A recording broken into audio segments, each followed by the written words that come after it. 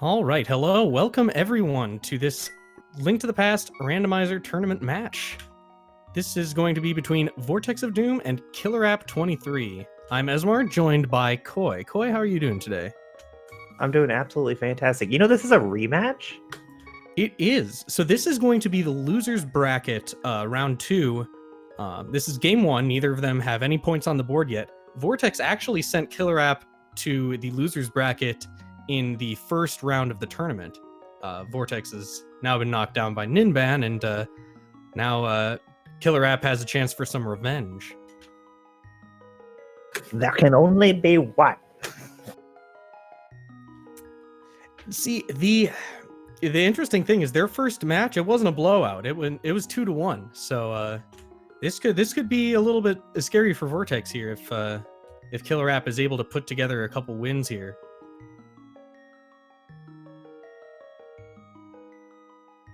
Yeah, KillerApp is definitely not a free win by any means.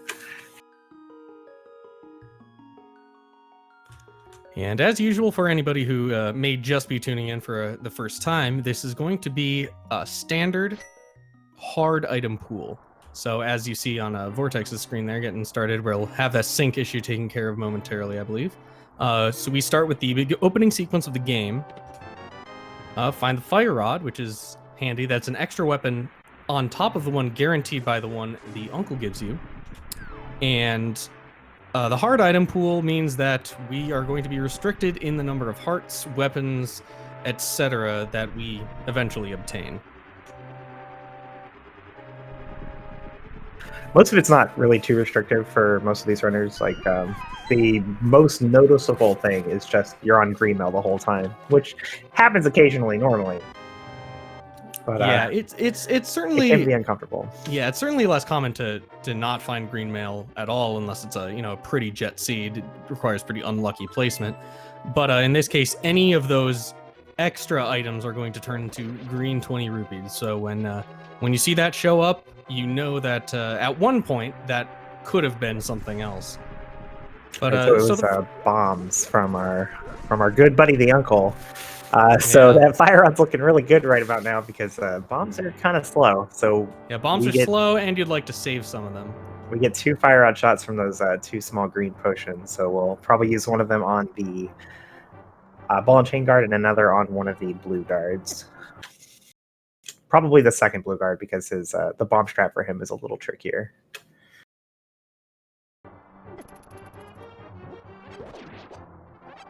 Oh, never mind. Vortex. That's nice. Vortex is gonna burn it all down. So that's actually a nice find there. Something that you're not necessarily going to find otherwise, and it's going to save Vortex a little bit of time in this first 5 minutes here. And an excellent prize pool for getting that fire rod right away. Yeah, that was a really lucky drop for Vortex. Surprising he was going out of his way to kill guards at all. I guess. Yeah, I think he wanted to grab that pot because it had the heart underneath it, and he took the hit going up the hall. Just happened to kill a guard who just happened to drop a full magic. How do you get so lucky, Vortex? Yeah, honestly, that's not really a play that you'd make intentionally anyway. Yeah, normally you just forego farming it all because you got especially if you get those bombs. Yeah, because you're gonna have them. Looks like KillerApp did find out, so Vortex's advantage is vanished with the wind.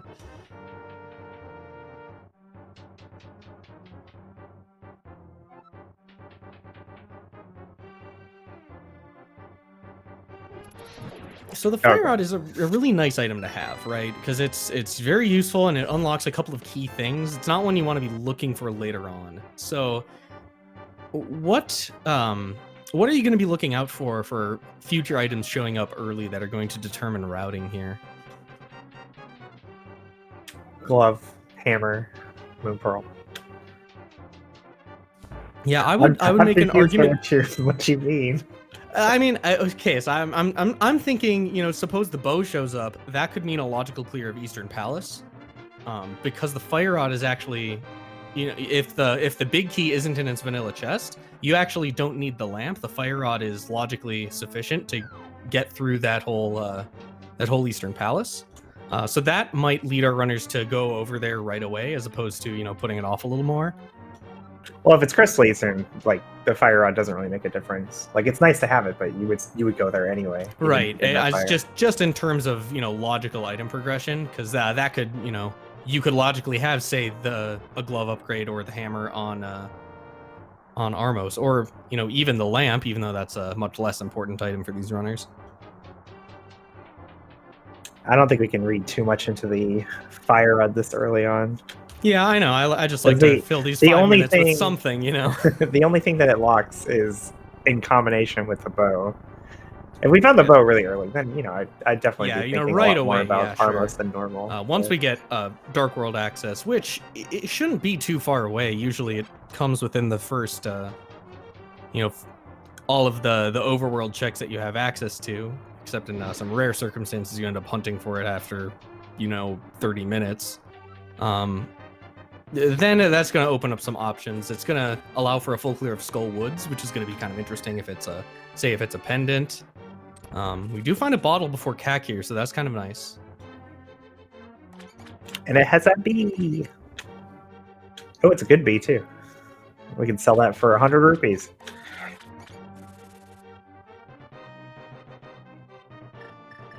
Oh, you see, okay, this is kind of you see a subtle little difference between the movement of the runners there. Vortex doing that almost straight diagonal line, you know, a little up. I don't exactly know what the advantage of it is. KillerApp didn't end up doing it, but pumping? I imagine you're asking me to explain pumping, Ismar? And I'm not asking anything. I'm just pointing it out in case somebody in chat knows, because I sure don't. I don't understand that, but it's pumping is a frame saving technique, and when I say frame saving, I mean frame, like 1 frame, 2 frames, you know, very small numbers of frames. But essentially, what's happening is when you're moving north or west, it is more efficient to move by spamming the diagonal as you go. If you're moving at a diagonal of less than 45 degrees. So is it only for like a specific direction of movement, like northwest? Yeah. If you're going north or west and you need to move at an angle, but at an angle of less than 45 degrees, you pump. Or if you're up against the wall, you can do it as well. Yeah, and so I know Vortex does a lot of NMG grinding. He's definitely in that. I don't know much about KillerApp's NMG times, but I know Vortex. He has gotten that sub 130, so he definitely has been practicing a lot of that super movement impressive stuff. time. And that is one of those things that allows you to play a lot more conservatively with checks as time goes on. Again, I'm not as familiar with KillerApp's caliber or playstyle, but yeah, that applies to like general execution though. The pumping or not pumping, right. Pumping that's not mostly a huge inconsequential. Advantage, but, right. There's our hammer. This has been a very kind seed so far.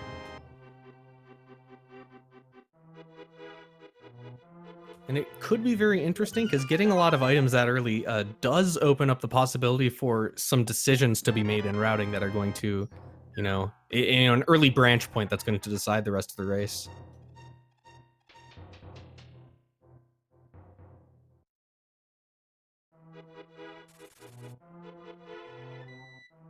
Yeah, it looks like on the map check we did get 2 Light World pendants, which is not everybody's favorite thing to see.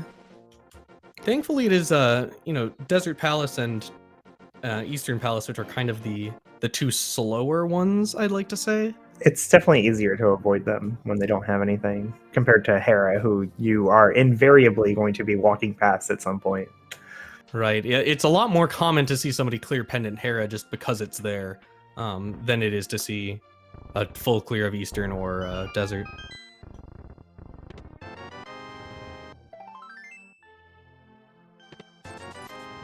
Pendant dungeons, so you're probably a lot more willing to go into them when you can't full clear them compared to a crystal, because you may never come back anyway. What's the big deal if I didn't kill Armos? Yeah, and especially with, you know, that's why actually one of the points that people dislike about the Ambrosia rule set is one of the features of that is that the boss will always contain an item, so you don't get any of those. You never get any of those fruitful partial dips of a dungeon where you get to just leave right away, because you may end up with, you know, a map or compass on that boss that you really don't need. Makes every crystal a little better and every pendant much worse.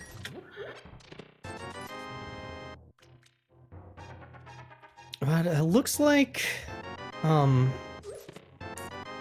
is a little okay. Never mind. There we go. There's the rupee difference made up. We do have 100 rupees coming out of here. So we're selling the bee.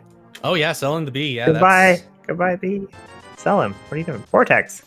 There he goes. Yeah, he's actually making very sure to stay on that left side of him. There was two bees. I didn't realize. Yeah. So if you're a little too far to the right there, and you haven't activated the flute yet, the weather vane there counts as an entity because it does later turn into the duck and fly around. So the bee has a tendency to go and another golden bee. Wow. No, it's a regular bee.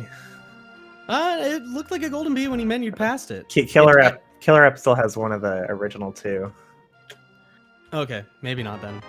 Because I can never remember if it shows up when you hold up the item above your head.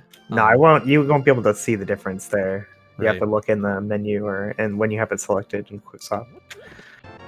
Either way, that's the moon pearl in the back of the tavern.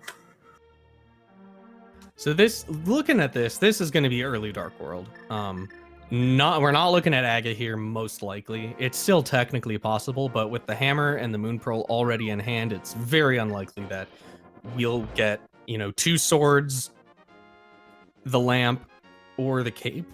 Oh, that was a glove. Before we find a the glove. library. Speaking of, yeah, there's one of the gloves. Can't get it though. Right, we'll need the boots for that. Or the flippers leading to the boots. Yeah, this could be interesting. It is, you know, it's making me eat my words a little bit to see one of them locked away by an item we don't have, because that sort of reduces the chances that we're going to run into one of them.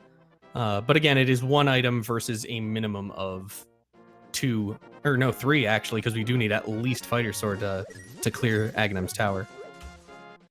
Yeah, there's no real reason to worry about doing Aga at this point. Right. Yeah, and we're you're one pretty item confident that from it's not not doing going it. to be, yeah. And we're 3 items minimum from doing Aga. Right. Our little bit of divergence for the first time this eve. Vortex heading over for the dig spot while KillerApp saves and quits. This could be it. This could be the deciding moment. Yeah, KillerApp might be prioritizing going for those flipper checks, which I do like the idea of that play. He's going to Eastern. He might be. Nice rod. Man, okay. Well, It's probably not going to be a big deal because it's going to be so long before we need the ice rod. KillerApp's eventually just going to go there. Yeah, I mean, I would think, okay, you know, he may be making a liar of me, but I do think it would make sense to maybe think about following those flippers immediately and wrapping the rest of that up into the South Shore area, which Vortex is doing now. Just because, you know, following progression can sometimes be really helpful. We do find the lamp over there. That's something Vortex is eventually going to find. Again, unless following the flippers. There's a lot of really good stuff that leads away from Eastern Palace, because you can end up putting that off for a really long time. Following the flippers is a perfectly fine play. The danger though is Zora. We don't have money for Zora. So if you go to the flipper area too early, maybe you end up orphaning Zora, and if Zora has something, that sucks, right? So it makes sense to try and do other things and then eventually go to the flipper checks. But I would not have said dive into Pendant Eastern before Mini Moldorm Cave. But that's what's happening for KillerApp. Yeah, and I mean, again, it's a pendant. You might not even need to go to the back. With that lamp, it looks a little better because that far chest on the left side is logically accessible now. And given that it's a pendant, what are the chances that we're going to need something that we'd find in the South Shore area? I liked him walking to Sahasrara because it's like a nice little anti-meta play, because usually you'll like wait to do Sahasrara until you're ready to go into Eastern. And then you actually find something there. It's like, oh, wow, that's a nice little advantage KillerApp found. But now he's going into Eastern, and this is not a little anti-meta play. This is a full anti-meta play. Yeah, I mean, going from Sahasrara into Eastern isn't unusual, but doing it all Before before everything South else. Shore, yeah. I mean, because these are long checks. There are 3 items in here. One of them is guaranteed, though, now, I think, to be on the boss. Because he already found the map and compass in the first 2, so the chances that he's going to have a quick Eastern Palace dip here, completely gone. I mean, if this leads to something, it's fantastic. If it's just like Dark World access, though, it's not really a big deal because Vortex will just come here.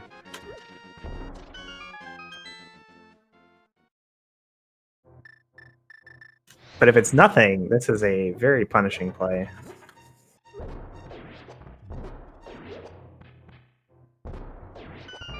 Yeah, if he ends up with nothing out of this Eastern Palace area other than the lamp, there's the Okay, Cane of that's Samaria. actually kind of fantastic for KillerApp.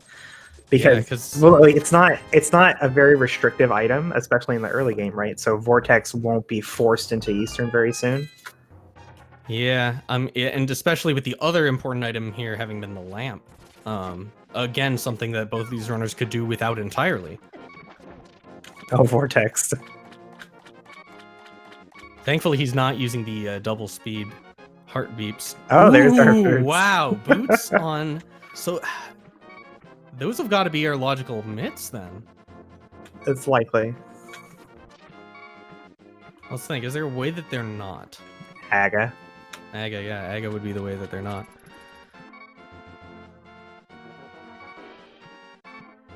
All right, so just Cane of Samaria in Eastern Palace for KillerApp, which is a fantastic find. He's gonna need it, like without question. So, yeah, worth. That dip ended up very worth. It didn't really help on the go to the Dark World aspect of routing, but having the cane can be very later. large. It'll be important later. It is possible that no, it actually isn't possible that we don't need the cane before GT, because we already have 2 pendants in the light world, so we must do either one of Misery Mire or Turtle Rock. All right, Vortex, please be careful. This is a spot that's very easy to die, and you that see fireball. Yeah, you'd think that it would be pretty easy to avoid that fireball, but it's placed just the right spot. Finds Nice the sword. first sword. Very nice. Okay, so our not doing Aga plan has changed. Yeah, it's slipping away. Because now we are 1 item away from. Oh no, we have the cave. Never mind. We can't do Aga. Aga's in logic, and regular Dark World access is not. You're right. In that case, if it ends up being Aga, Vortex may very well just go into Eastern Palace in an effort to avoid Aga and find that cane anyway. Yeah. Although, if he really ends up putting that area off too much, he might end up with seeing that lamp and deciding not to commit to dipping Eastern Palace. The fireball was so close. Be careful, Vortex.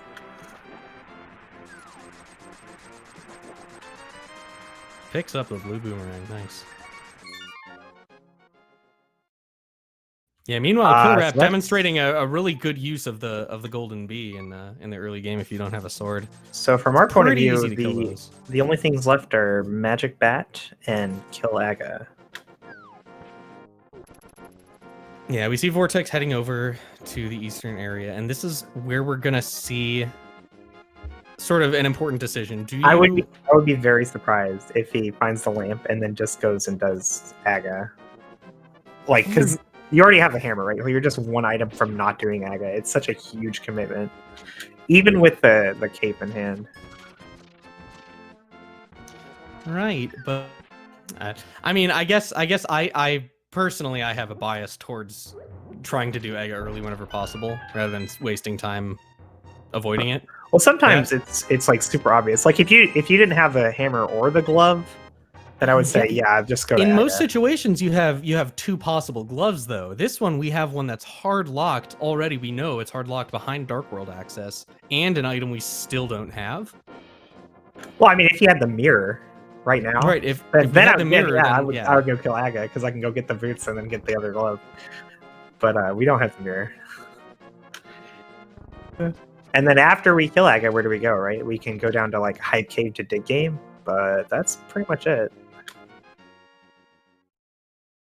Right, I don't know, but in my mind, yeah, I guess going after Eastern, it's much more clear what exactly you're Yeah, and then remember, we talked about this before. This is a pendant Eastern. So if we come in here, we don't kill the boss and leave, it's not that big a deal because we probably would never come back anyway. So this is a pretty safe play from Vortex to go into Eastern.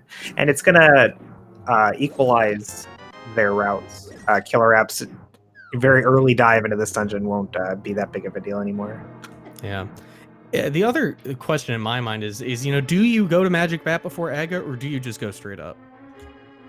That's a rough call. That's a much tougher call than whether or not to go independent Eastern, I think. It is very slow to walk all the way to Kakariko to do what is essentially one of the slower checks anyway in Magic Bat, just for a chance to not do Aga, who is already completely in logic. I would do Aga. I'd go to Aga. I would agree with that, especially since you know that the mirror has to be coming up soon in logic anyway, since it's locking a glove. Also, shoutouts to SpeedGaming Deutsch too, rating with that party 58. Welcome. We are in the middle of the losers bracket, round 1, or actually it's losers bracket round 2, game 1. We call it the decider match. Yeah, whoever, well, not this game, but whoever loses this matchup, this best of 3, is out of the tournament. Yeah, we call it the decider best of 3, the decider match, because it decides who stays and who will go.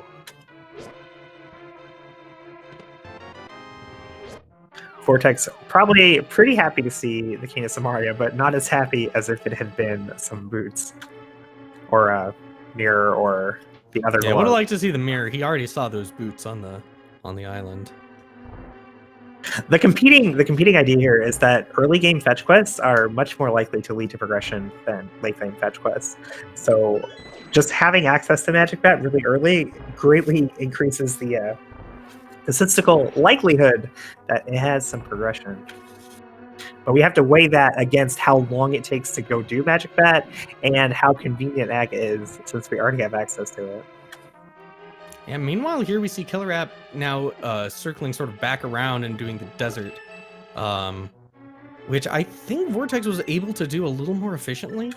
Yeah, Vortex given that he's just finishing up with his last check outside of Magic Bat now. So, unless, did either of them skip Ice Rod Cave? No, I don't think so. Okay. Vortex is going to do Magic Bat, it looks like. Just wants to be absolutely sure before he commits to that Aga play. I think KillerApp's going to do the same thing. If he's walking to Agina's cave, he's going to walk to Magic Bat. Yeah, he's checking the... No, he's not. He's jumping into this whirlpool. I don't know where Vortex is going then. Oh, has he not done Ice Rod Cave? Oh, right, he didn't do Ice Rod Cave because he only had half a heart. He was scared of dying on the trip. Definitely something that can happen. Those crabs do more than half a heart. He got bullied real hard by that burb. Speaking of, half a heart again. Oh my god, the cape's not gonna save you. What are you doing, Vortex? Oh, KillerApp doesn't go to Magic Bat. You walk all the way to Agina, but not Magic Bat. That's weird.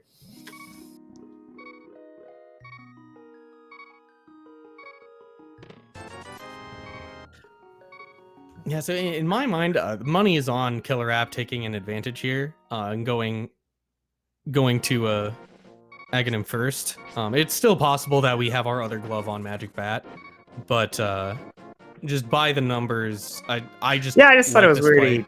He went out of his way for Agina, but not for Magic Bat. Yeah, Agina is one you can route in later with some other stuff, and Magic Bat is one that is available and locked behind several items that we did have to find. So those showing up would sort of I would have expected him to skip either or do either, not to do one and not the other. Vortex doing both. Gonna head over to Magic Bat now. Thankfully, no more danger in Kakariko. Yeah, unless that woman gets too close, but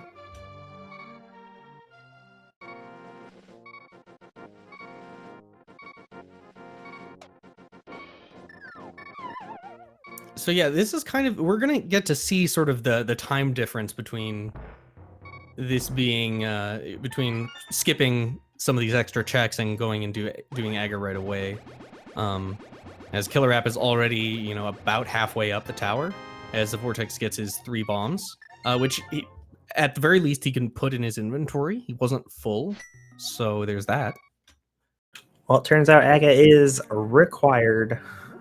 Vortex has nowhere else to go. One thing Vortex has, though, that KillerApp doesn't, 110 rupees. It's very true. KillerApp is going to be in the Dark World with access to the dig game, and yeah, I think he goes south either way. Like I Right. imagine Vortex will go south as well, but after the fact, Vortex will have more options if he didn't get anything. Yeah, you need rupees to enter Palace of Darkness, and you also need rupees to play the dig game. And both of which KillerApp is a little bit far away from at the moment. Yeah, if it comes to it, he can do the archery game though. Yeah, which does eat up some time. Some time you'd rather not get eaten up, you know, after you make a fast Aga play.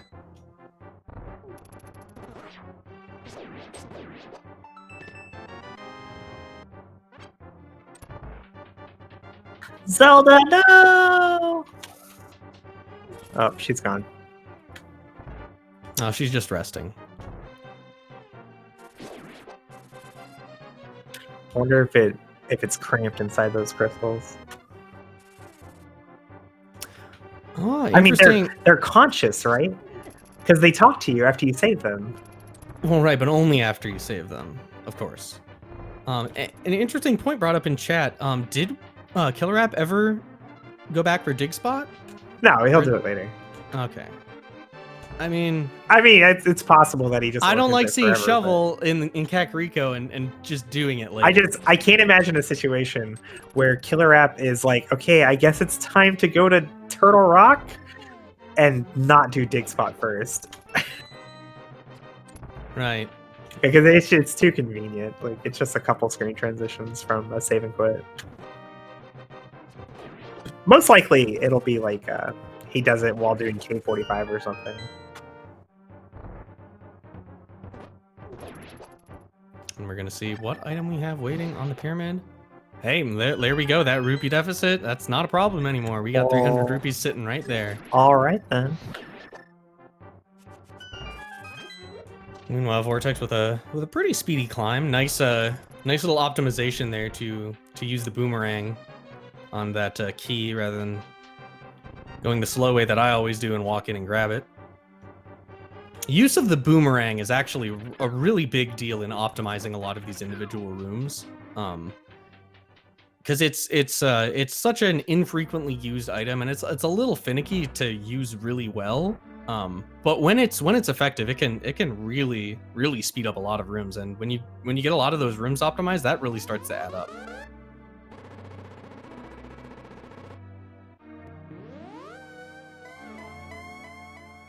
Hype cave. Yeah, ideally, you'd love to see the mirror here.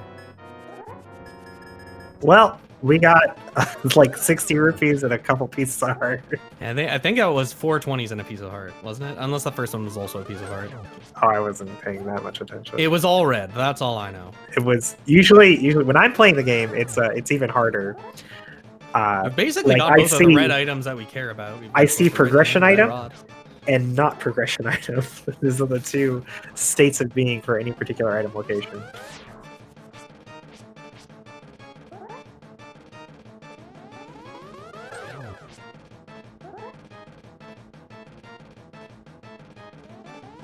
Stumpy a bust as well. Well, we got one more check over here, and then going into pod. Yeah, at this point, you have to think that the play is going to be pod, and there's going to be. Yeah, I mean, there could be a really early on item, but since we don't have the bow, it's pretty likely that we're going to see. Vortex skip the rupees. Oh yeah, he doesn't need them.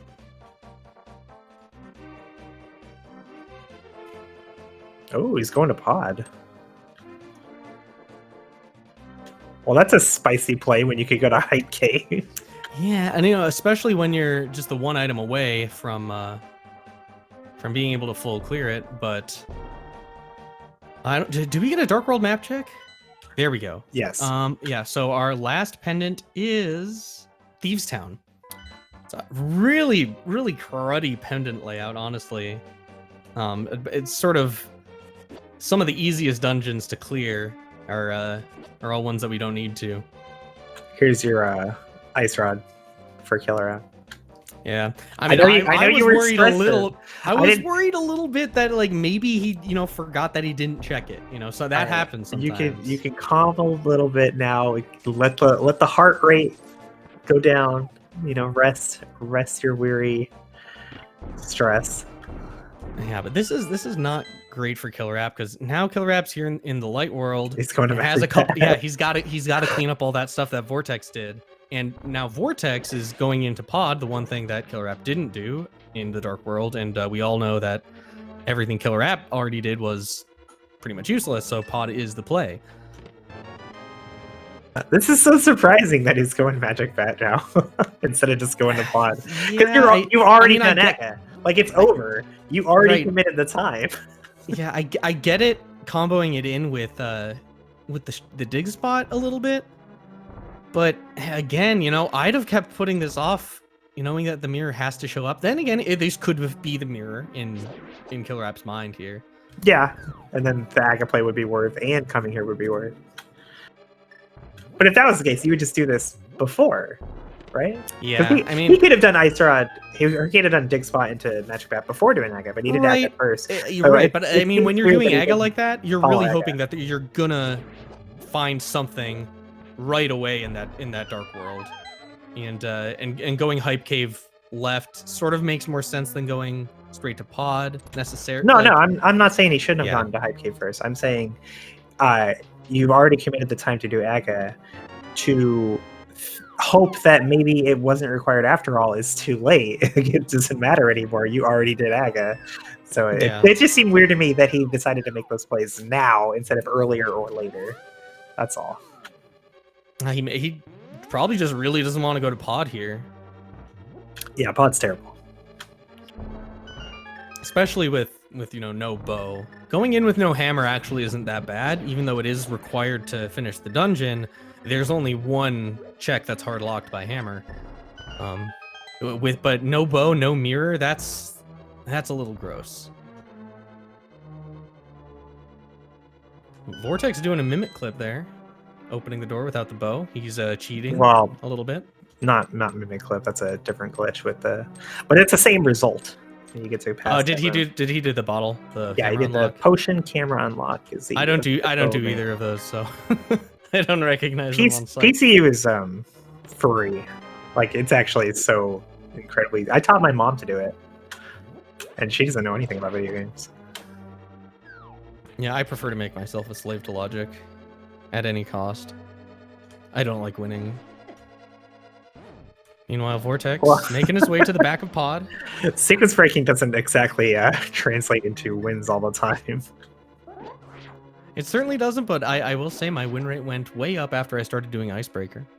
And not avoiding Ice Palace at all costs. Sequence breaking is a lot more about making your in-logic route more efficient rather than going out of logic to look for things. Yeah, that's very true, especially with the Pod lock sequence. So break, like Vortex comes to Pod because it's in logic. He thinks there's something here in logic, but he sequence breaks the right side because he's here anyway. Ooh, messes up Hammer Yump. So this way he doesn't have to leave anything behind. He's gonna give up, not gonna try it again, because he only has one heart and can't do it.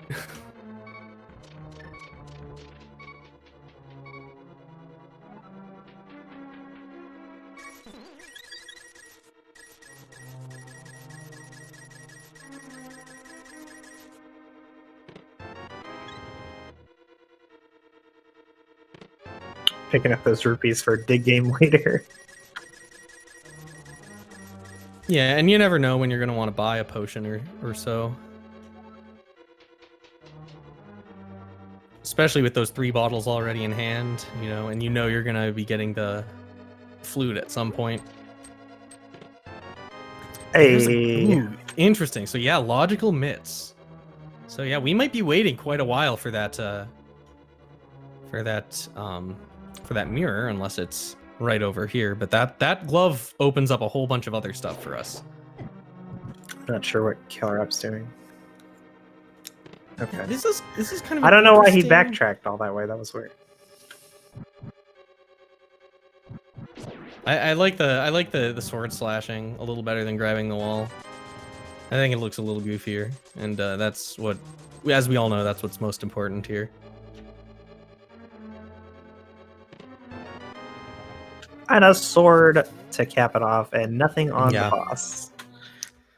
That's actually fantastic for. Well, that would be fantastic for a pendant pod. Yeah, but now I we kinda can forgot it do- wasn't pendant pod because the glove was in there. Now with the Master Sword, we can do Agate Tower.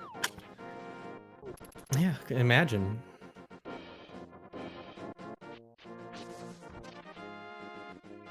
But that actually works out perfectly for Vortex, because now, you know, I mean, This it is could be a smart. little better. He's hoping he finds the mirror here and can go sort of straight into Village of Outcasts, pick up the This get the is get the boots, amusing get to the me. glove, but yeah. So after killing Aga, Vortex had to choose: do I go to Pod or do I go Hype Cave to Dig Game? And he goes Pod, and he gets rewarded a glove. And then the very next thing he does, Hype Cave to Dig Game. I mean, I Why- get it. Why not just do this play first? Because it was safer. See, and at this point, it's like, that's great. That's a lot of checks. If mirrors in Hype Cave, with the, you know, there's 5 chests in there, it could be. Then that's absolutely fantastic. You know, because then you just go grab the boots, continue on over to Dig Game, get all that stuff. You cave 45 along the way, and then you're all set up to grab the gloves off of Library, and then go into Village of Outcasts from the south. But you know, we all know he's not going to be able to do that. But you know, clearing this up does have its advantages later on. It makes potential Smith chain a lot better. No, I'm not saying he shouldn't do Dig Game to Hype Cave to Dig Game. I'm saying if he was going to do it right after finding the glove and Pod, why wouldn't he just do this first in case it was glove and Hype Cave and avoid the potential Pod double dip?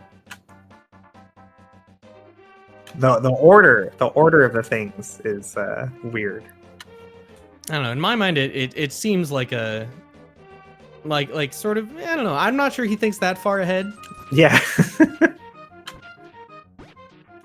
I mean, he definitely is very it's analytical, but he's definitely kind of loosey-goosey with routing sometimes. He doesn't like to make a set play and stick to it. He does a lot of thinking, you know, on the fly as he gains new information. He reevaluates all the time. It is a lot easier to recognize stuff like that from our position as for sure. Than you from the runner's see point an of view. item, you see that you can, again, like get really quickly back to that, because you couldn't do that if you hadn't found the glove for the access there.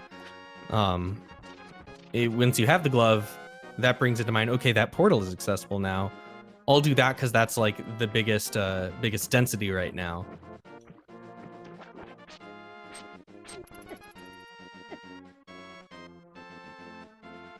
And here we see KillerApp going straight for the mountain.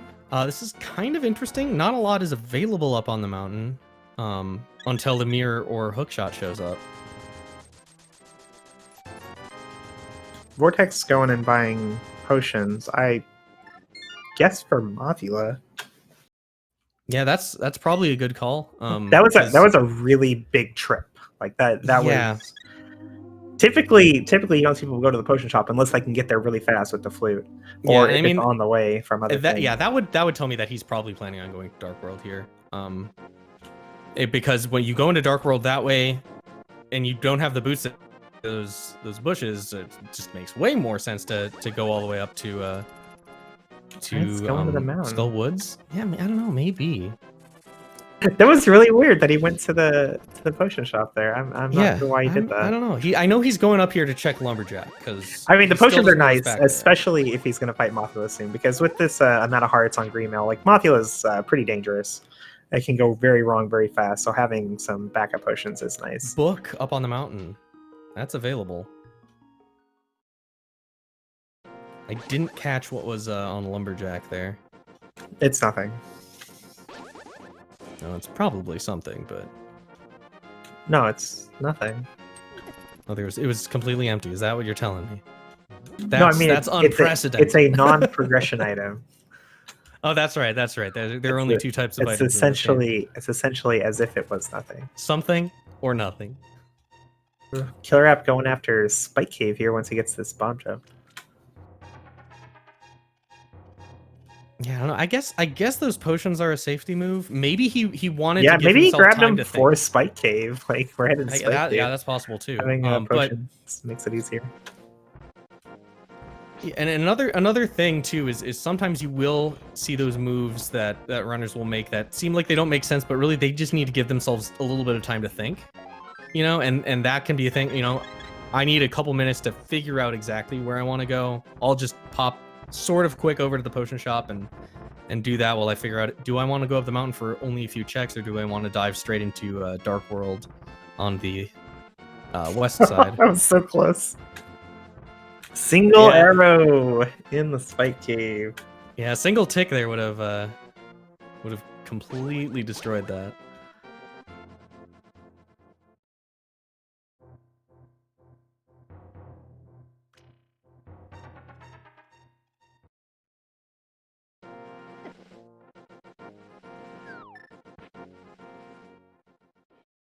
All right, Killer App headed over to the Dark World now. Likely Skullwoods. Although he doesn't have 3 potions. Yeah, so right now everything we have is Well, is I guess in logic. You go to Village of Outcasts first here, though, since you already did Dig Game anyway. Yeah, either way.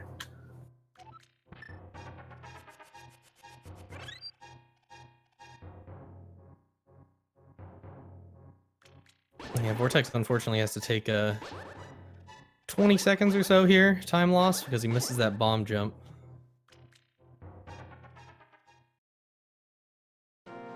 Dems to brakes. Yeah, so I'm thinking about saving and quitting there, and they realize, no, I gotta check Spike Cave.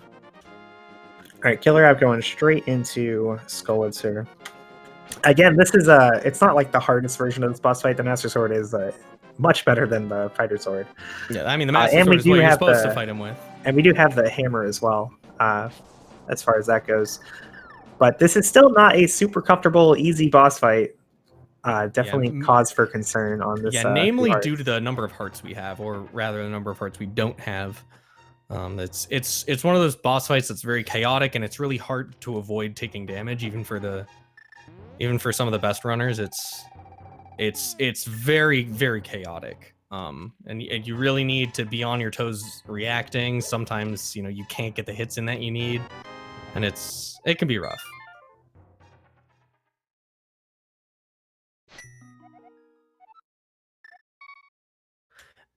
Oh yeah, interesting. Killer App has to pull the statue because he doesn't have any magic left after Spike Cave. Vortex isn't going to have that problem. He's going to be able to use the Cane of Samari and make that a little quicker. Nice little game knowledge here, though. This room contains a full magic refill. And a Wallmaster elevator. Yeah, a little, basically a mirror that works for Ganon. Thank you so much, Vortex. You're a true friend. He's just really frustrated at his inability to read Hylian. He's studying. Right?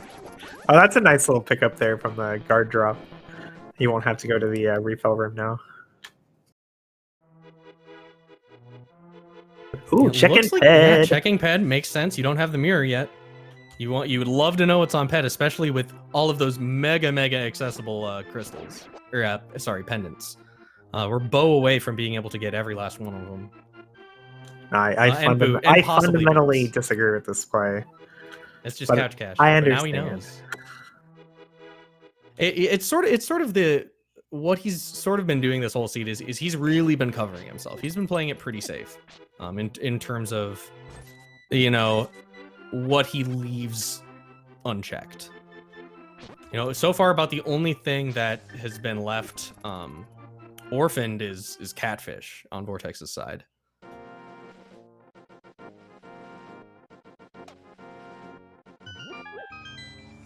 KillerApp trying to get some swings in. Gets her done. KillerApp taking down Mothula for a compass. Oh, and a crystal, I guess. Whatever. And we did need to do that anyway. So getting it done here is really good. And this is the sort of play that you know, it's really nice when you can make it, and really bad when you think you can make it.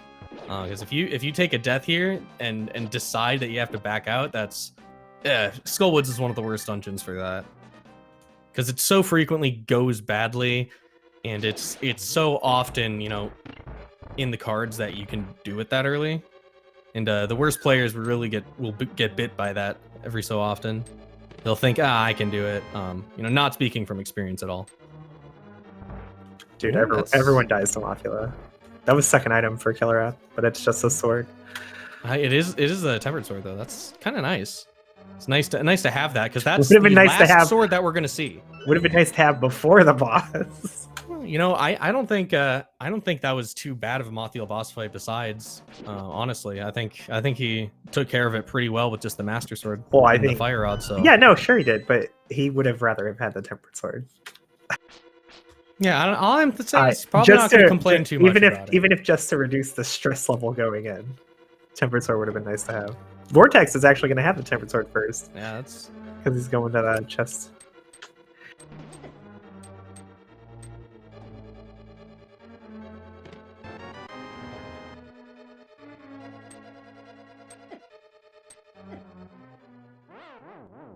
Yeah, so that's going to be everything we need here from Skullwoods. KillerApp going to head over.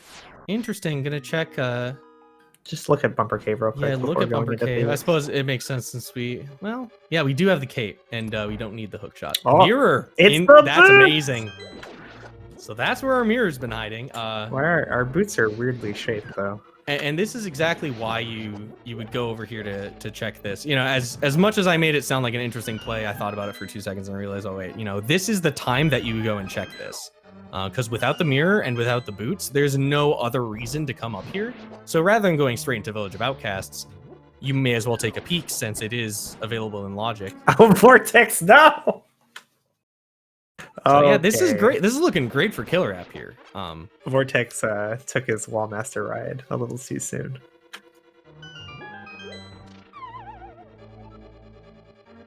Oh, KillerApp actually going to abandon Village of Outcasts altogether to go get those boots. Totally understandable. You grab those boots, grab those mitts, just get all of that, and then you have that just sitting in your pocket. You feel really good about that.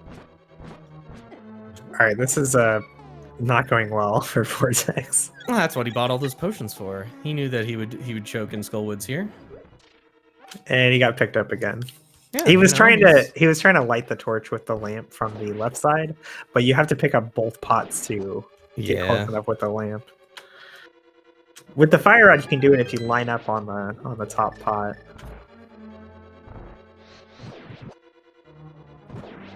He's trying to. To me, it's like he's trying to save magic. Well, he had to the first time because he didn't have full magic. Right, but I mean, when you have the tempered sword, having the magic for the fire rod isn't nearly as big of a deal. No, he needed to save magic for lighting the torches. For lighting the torches, sure. Yeah, that can be a rough room. A lot of the time when I'm in that situation, I'll just take the extra time, take care of him with the sword. KillerApp, what are you doing? Oh, KillerApp. He's going for... Go get the mitts! What are you doing? Yeah, he... Okay, he may have temporarily forgot about the mitts. Yeah, because I mean, there's no reason to come up here knowing where those mitts are without getting the mitts. Well, the other option is maybe he's coming up here without the mitts on purpose so that he can't get tricked into orphaning Hookshot Cave. Yeah, maybe. Because if you just don't go to the Dark World, then you can't orphan things in the Dark World, right? I guess maybe he's really going like, I got to go hard on Paradox Cave or something, because that's about the only thing of value that's up here other than, you know, well, see, now you wish you had the mitts. Yeah. It's kind of a strange world we find ourselves in. Hopefully he didn't forget that they're there and is just like going to get them in a second. Yeah, and I mean, if you see the hook shot, this actually isn't a bad time to go check out Tower of Hera quick, because now you can Herapod up there if you really need to. Unfortunately, we do find the small key, meaning an item could be in the basement. But you could back out, go get the mitts, come back up with the hook shot, not have to climb up this side. You can hook shot across, do all that stuff later anyway. So this isn't bad, you know, doing Tower of Hera right after that, just sort of cover yourself, and then you're sort of done with this side of the mountain entirely.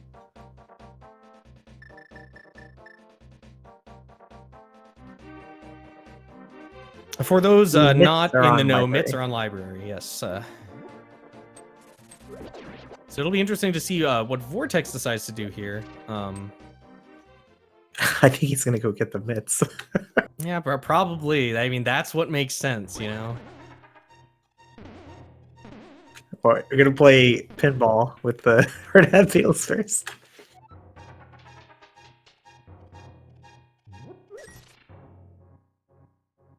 Yeah, so KillerApp here, I guess we know that the big key is going to be locked in the basement because that first chest on the ground floor we opened was not the big key. So he potentially is going to have to deal with an item locked in the big key behind Hera basement, which is even worse than an item in Hera basement. However, if Moldorm here gets an item, then that's what he's looking for here.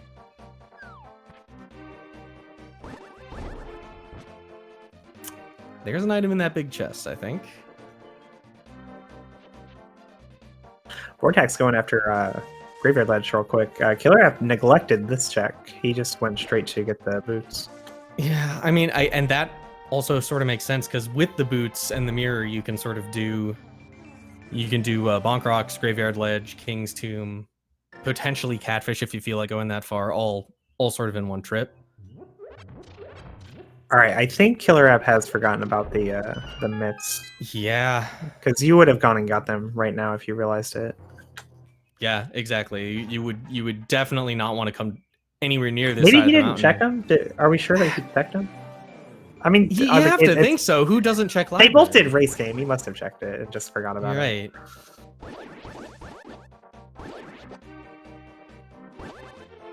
And that's, yeah, I mean, that's the kind of mistake you can't afford to make here. Because again, there's no reason, knowing where those mitts are, that you come to this side of the mountain without them. Especially with hookshot showing up. And here Vortex went this way specifically so that he could sort of combo all of this stuff together, go straight to the lake from here, and get his boots this way rather than from the save and quit, which I kind of like. It's maybe a little slower in terms of straight up how fast you get the boots time, but he does make up for that with a little bit of value by getting Graveyard Ledge in there. But then we didn't do Catfish. Yeah, I mean, yeah, you take some and you leave some.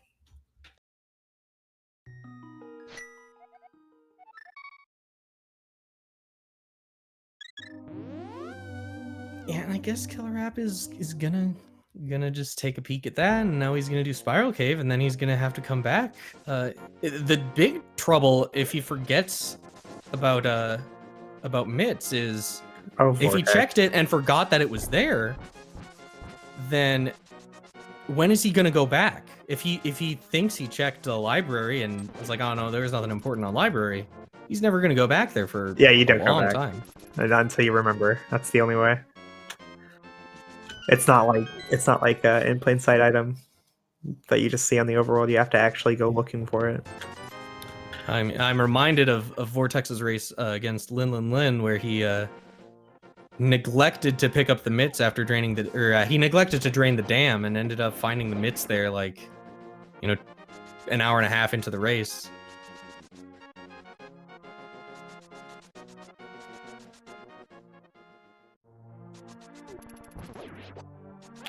All right, Vortex going to get his Titan's mitts now.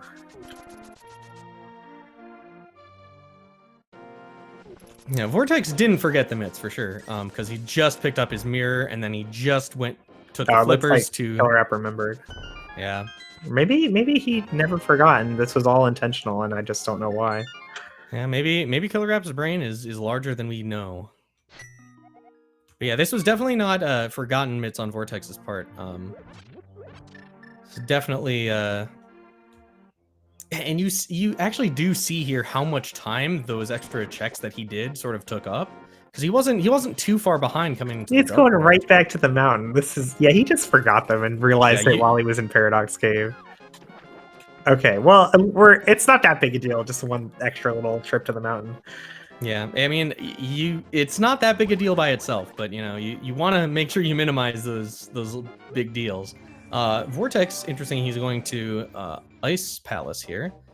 Crystal Dungeon, you can full clear. Yeah, it's Crystal Dungeon, you can full clear, but it's again sort of not necessarily everybody's first choice. But I do think it's a smart play.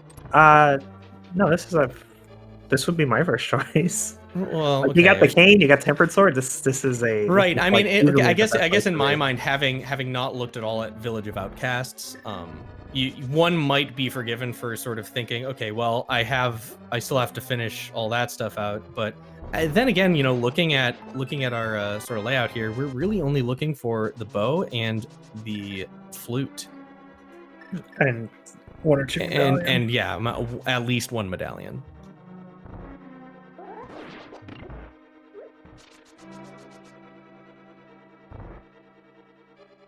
So, to answer the question about Ice Palace, hookshot, locked logic, it's complicated. You might need hookshot to logically clear Ice Palace, but not necessarily. The hookshot is required in Ice Palace to reach this right-hand side that Vortex is on now, without an extra small key. And if this right side, if this right side has the big key, and there is a small key on the left side, I believe, then it is possible for the hookshot to not be required. I find it very difficult to remember all that, especially in the moment of playing the game. And trying to figure it out. You usually boil it down to a couple of rules. What I do is I have a notepad on my desktop that just has all the different key layouts, and based on which one I'm in, it tells me what's hookshot or it's Mario locked. Right. Basically, the way it works out is if you have the big key early and you didn't get it on the right side, then you can potentially waste a key in the basement, which means that logically the game would require you to have the hookshot in order to get over there and get the extra key that you need. There is a list of all those key layouts, I think, in one of the pins on the Rainbow Discord. Yeah, Ice Palace is especially tricky since there are so many ways that we sidestep that logic. And sometimes you can trick yourself into a little bit of a logic puzzle that you don't know the answer to, but think you do.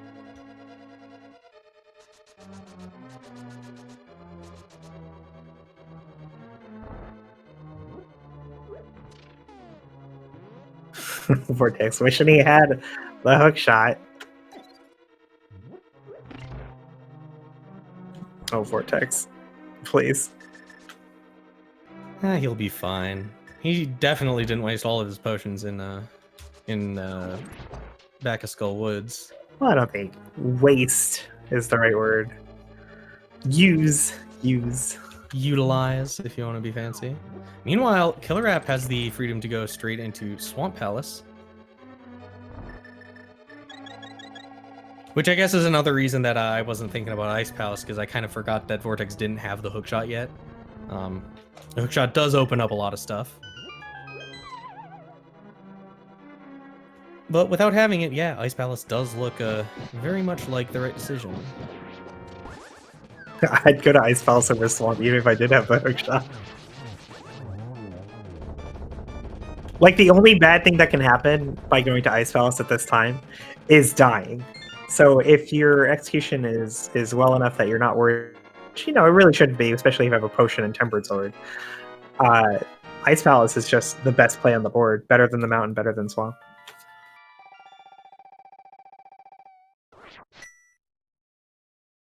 Unfortunately, that doesn't mean it has progression, as Vortex found out.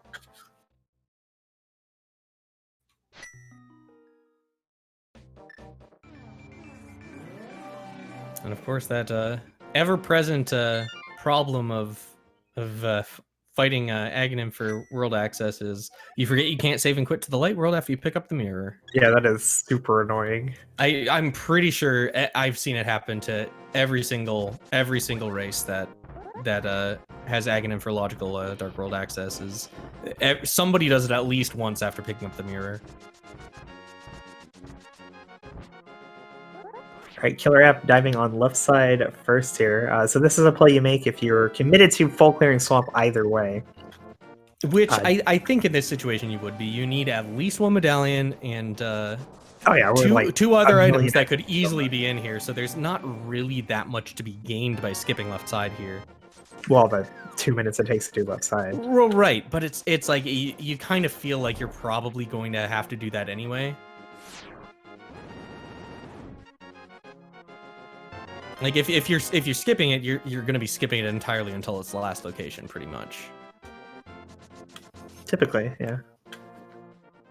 Which is something that missing this many items from Go mode, you're probably not going to be willing to do, because that's a really big risk to take, especially with how easily any. Well, I don't think it wouldn't have been crazy for KillerApp to choose not to. No, it wouldn't have been crazy, but in my mind, it's definitely the play. This is the situation where doing left side makes the most sense.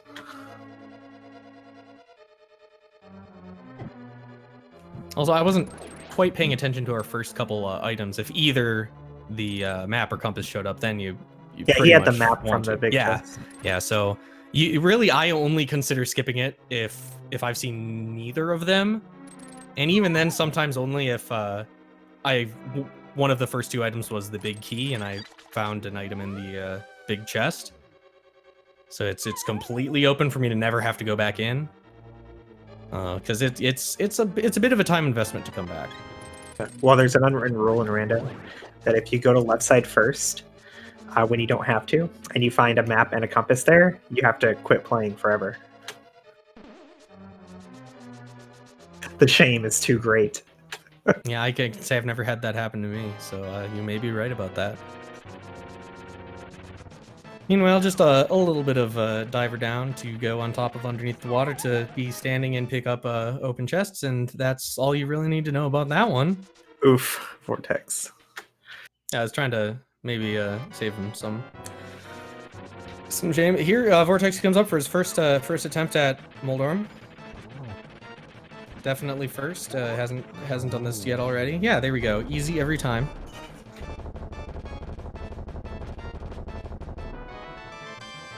Yeah, meanwhile, Swamp not paying off too well for KillerApp, other than, you get the clear.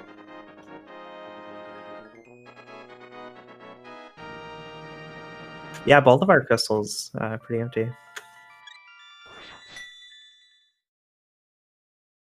Perhaps we should be going to Village of Outcasts soon. I mean, they won't. They're going to do each other's plays first. Yeah, you're going to see Vortex to go into Swamp Palace and KillerApp to Ice. And now, did we see KillerApp when KillerApp was up on the mountain here? Did we see Turtle Rock check? It was Ether. The tracker marked it. I'm still a little unfamiliar with reading Thanks, that. Tracker. I'm so used to...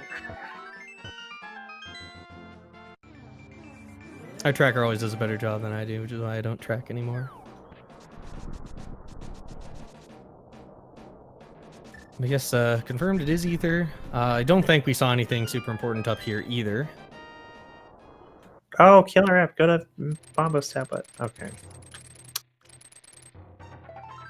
Yeah, the Bombo's tablet would make a little more sense here, because that's really the time to do it. Would be. Yeah, it's just out of the way otherwise. Yeah, and I imagine Vortex would be doing it. You do it either before or after Swamp Palace, depending on how close you are to Go mode. If you're like one item from Go mode before Ice Palace or Swamp Palace, and it's like your last dungeon or something like that, then you check it before in case you can Go mode Swamp. I just want to see things we haven't seen yet. Yeah, me too. But in the given that we're not going to be seeing things that we haven't seen yet, let's give a plug to both of these runners. They both put in a lot of work, and you can follow them at their respective channels on twitch.tv. There's a command for it, but I never remember it. I think it's !R. Let's find out. Well, I think it's supposed to be that, but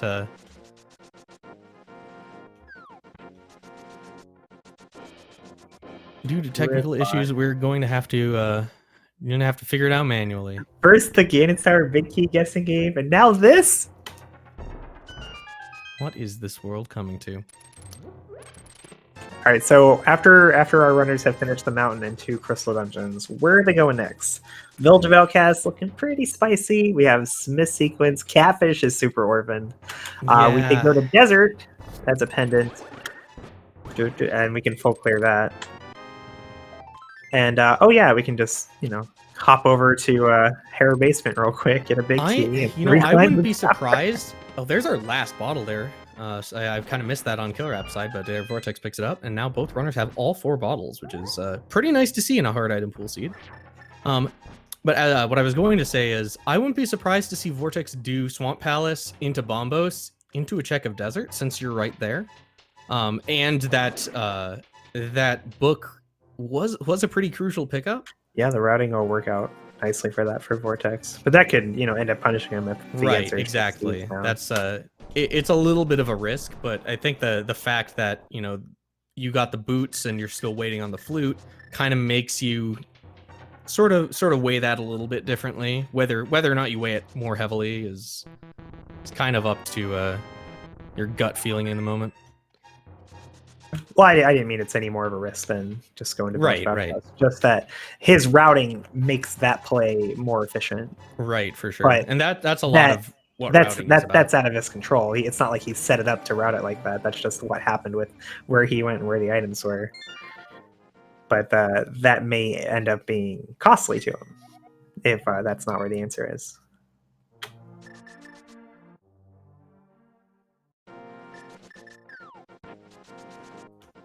I guess the bottom line is it's always a risk that you're not going to find exactly what you need. And then that's just all there is to it. If you don't find exactly what you need, that's bad for you compared to finding exactly what you need. The ideal rando run never gets hit and picks up every progression item in the exact specific order that is most efficient. We never see that. I just meant his route. No. I'm just one particular direction. I don't know. I'm just kind of highlighting the things that we like to say about rando. It all kind of boils down to that one thing,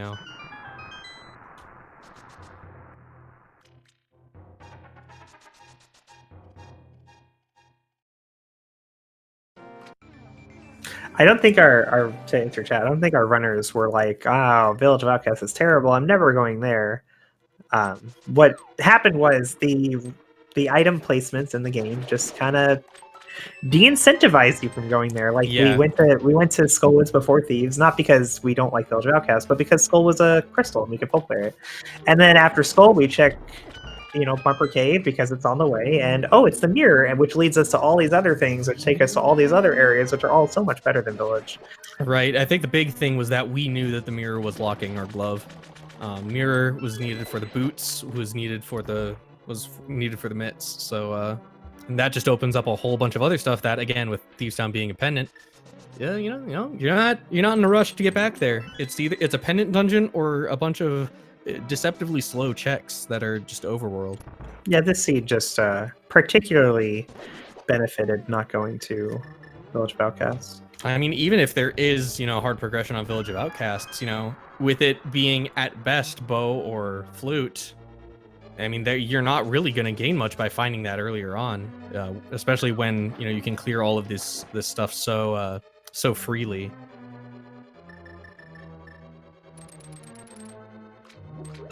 Mushroom in the King's Tomb, our first new thing in so long. Yeah, Vortex didn't do this because he was sort of in this area before he'd had the mitts. Well, he tried to do it. I mean, not the mitts. He just tried to do it before picking up the mitts. He also didn't have the boots yet at that point because he went over there right after grabbing the mirror.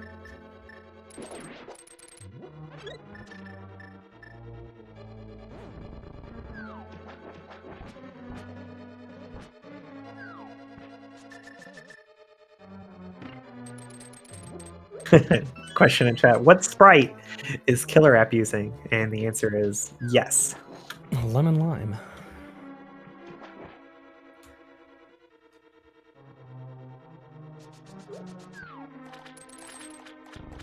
All right, Vortex also doing left side though, so no time gained or lost here.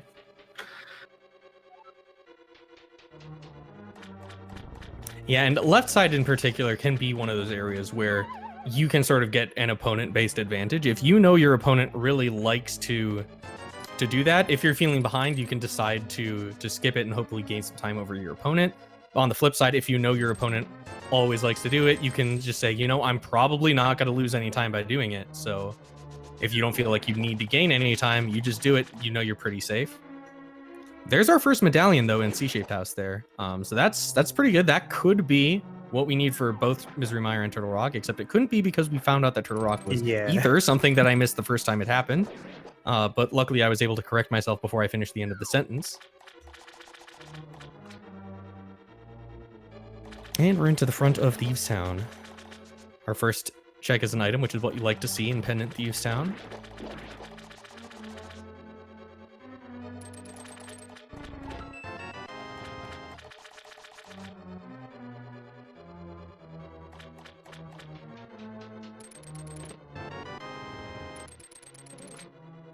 So we're so low on locations here that unless KillerApp finds something really amazing here in the first floor, I gotta think he's gonna stay and finish it out. Yeah, especially depending on, especially like the only reason I would consider dipping out is if you found the big key and 4 non-dungeon items. Given that we found 1 non-dungeon item, you kind of have to full clear it. It's not that long, but you hate to have to do it when it's a pendant. He just doesn't have very much left. We got Smith Sequence and Pendant Desert. Yeah. And then some one-offs at Catfish and Hair Basement. Yeah, Hair Basement into Big Chest, which is even worse. And that would be like a 4th mountain climb for KillerApp. So that I think that is going to be the last location for him. Oh, Vortex! Come on, there you go. The little water bug. As I said earlier, I wouldn't be surprised to see Vortex go into the desert straight after this, comboing with Bombo's tablet. Yeah, I think you're right. So we might get to, if this continues to be dry for KillerApp, that could be big for Vortex. A little bit of zero cycle Argus action. Aww. Yeah, he's been working on that. Doesn't quite get it. He has to wait for him to flail his invisible puffs around, because they're all gone, but he still has to do it. KillerApp, please don't die.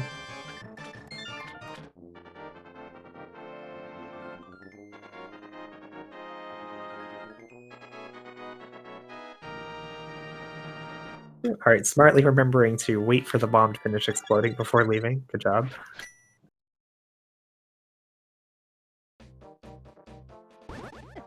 And here we see Vortex going over to Bombo's tablet. Nope, we don't. We see him dashing straight up and not going over to Bombo's tablet. K45. Okay. He's checking K45.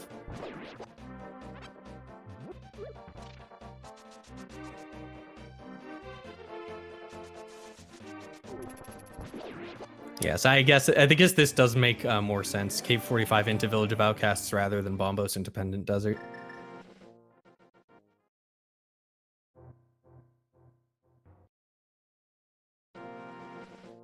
He could still go back to Bombos, but I would imagine it's Village of Outcasts after this. Yeah. I like the other one better. Yeah, I mean, like doing that with K45 though doesn't make nearly as much sense.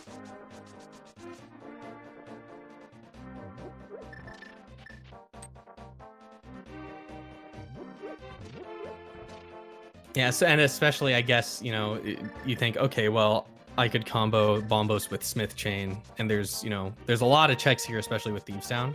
Unfortunately, didn't pay off anything for KillerApp there. Yes, I weren't counting. It looks like he got the 4th item in the big chest, I suppose. Yeah, and that would be maybe a reason why he considered, maybe not waiting for the bomb to explode, just in case it was, the last dungeon item on blind. But then you do the math, you got 3 of them in the front half.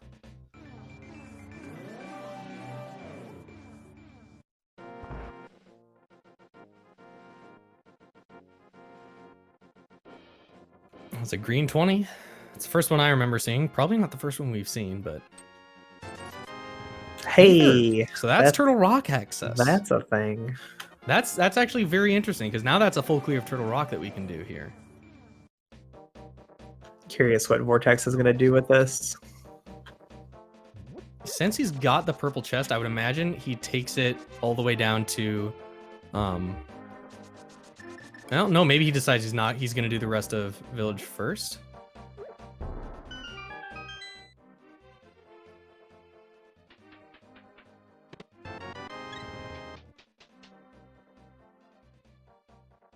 I mean, Ether's great, but we're still 2 items, or 2 to 3 items from Go Mode, right? Which is why I kind of respect this play from KillerApp a little bit here. It makes sense for especially with him having made that blunder earlier. You know, this is an aggressive play that you might feel he needs to make at this point. That's not. No. It's not aggressive, though. He full cleared the village and then got Ether. That's right. Aggressive would be if Vortex got Ether. Aggressive would be if it was a pendant. Let's just leave and go to... I kind of forgot we didn't have any more pendants that we could do down there. But yeah, our last pendant after this is... Or last pendants, excuse me, are Palace of Darkness and Misery Mire.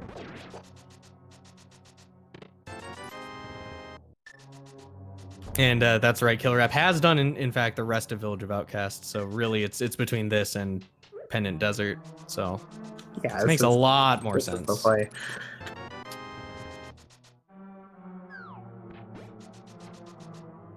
I do have a tendency to forget what actual good plays would be, and think about them in the wrong context for whatever reason. You know, like this would be a really weird play if it wasn't for the fact that, you know, we'd have to do crystal dungeons, and it's a crystal dungeon. It's not super easy to compartmentalize the routes, you know? Yeah, and the big thing is there's nice our flute. That's great. That's sort of what you expect to see at this point. Flute and Turtle Rock. If it wasn't in Turtle Rock, then you'd sort of be shaking your head at the seat. It's like, really? All right, so Vortex, ditching his purple chest entirely, only does the first 4 of Thieves and headed to Turtle Rock. Yeah, and see, this is kind of the advantage of seeing that medallion first is, you know, yeah, it was get a much to weigh easier that call for him to not go to the back. Right, because it's like, well, you know, there's 3 items in the back of Thieves Town, but Turtle Rock, that's 5 checks in there. Well, 6 even if we. Yeah, if you count Mimic Cave. Mimic Cave as well. With that flute, that's gonna tell us if we're 1 or 2 items from Go Mode here. Yeah, it's likely just the bow from Go Mode. Yeah, I mean, the only thing would be if Mire is Quake, but, you know, there's a 1 out of 3 chance of that. So the odds are in favor that we just need a bow for Go Mode. And there are 2 places that the bow is logically placed. Is that correct? Or does it only logically place 1 bow? It logically places both of them, right? So the way the fill logic works, like, is it places a bow, and now the bow is in consideration for all future placements. So the first bow gets placed as the bow, and then the second bow is just placed as like a nice item.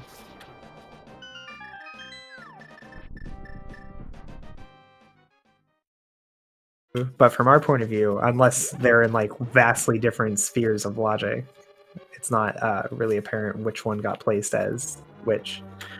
Right. I just know that in starting items, some people like to make the mistake of thinking that the item that would have replaced it, the green 20 that replaced the item they started with, is still considered in logic, which it is not. But both of these bows are, I mean, if possible, can technically be picked up in either order, even though we can only get 1 bow in hard item pool.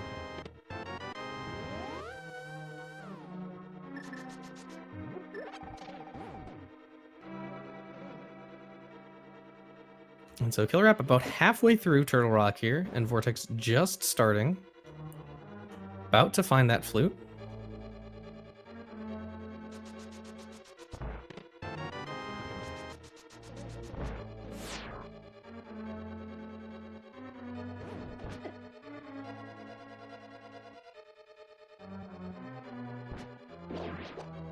Mimic Cave, show me the good stuff.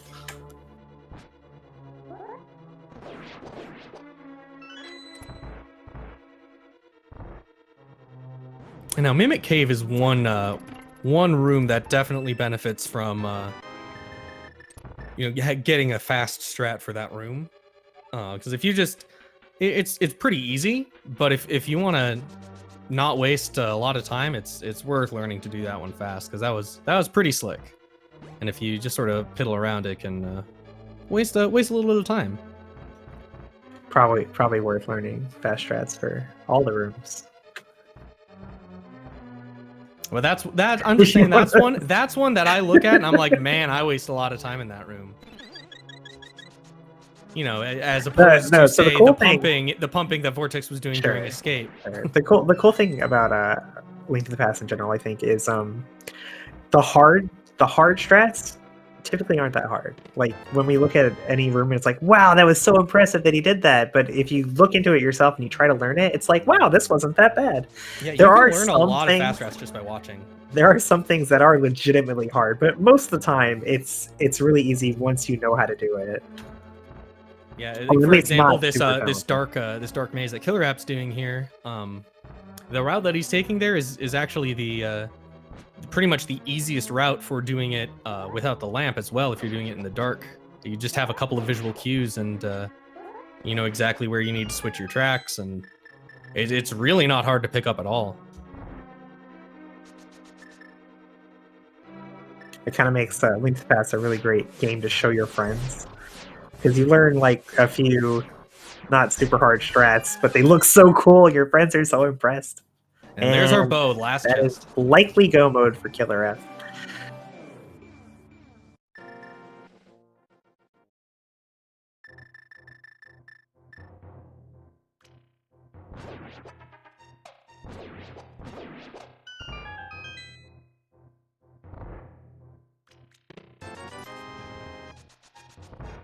I've never seen anyone take that particular route in the room right there that KillerApp was in. Usually you see people go like up and then left, but he went left and then up. I imagine it's the same either way. Yeah, I know there's a particular placement for a Samaria block that people like to use. Ends up flipping one switch as you pass it, and then another one. It's really slick. I don't know exactly how much time it saves. Oh, I don't know about the time difference, but again, that's actually really not that hard to do. I could teach it to you, Esmar, if you want. Yeah, I mean, I've seen it enough times that I should be able to figure it out. I just lack the motivation, we'll say. Very nice takedown of Trinex there, though, and that's probably going to be off to CAC, off to Meyer to see what our last medallion is. Yeah, really no choice to make here. Just go to the place that has the things. Yeah, if it is Quake, then chances are still good that it's in Meyer area. We got three checks that we can look at there. Well, plus desert. Right, and then desert too, which we've still not seen. So, you know, you could make a big play and be like, it's going to be Quake, and Quake is going to be, you know, in the back of, you know, on Helmasar and Pod or whatever. Was there an item on Pod? Either way, but that would require that would be a bigger gamble than I think there's the opportunity to need in this game. This is pretty cut and dry in terms of what you do at this point. Now, there's three real outcomes here. Either KillerApp doesn't need Quake and we're in go mode. KillerApp needs Quake, but it's nearby and we're in go mode. Or KillerApp needs Quake and it's in an orphan location, and the winner of this race will be whoever goes to that particular one first. I hope it's number 3, personally. That's always fun.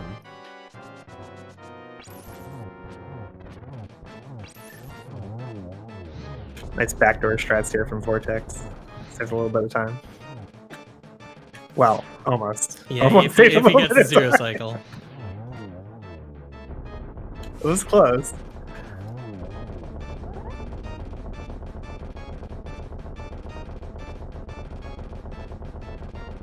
It's Babos! Go mode for KillerApp. Yeah, so that's gonna be Yeah, there's not really a whole lot other than GT routing that's really going to come into play here. Vortex is just going to be trailing a minute or two behind here.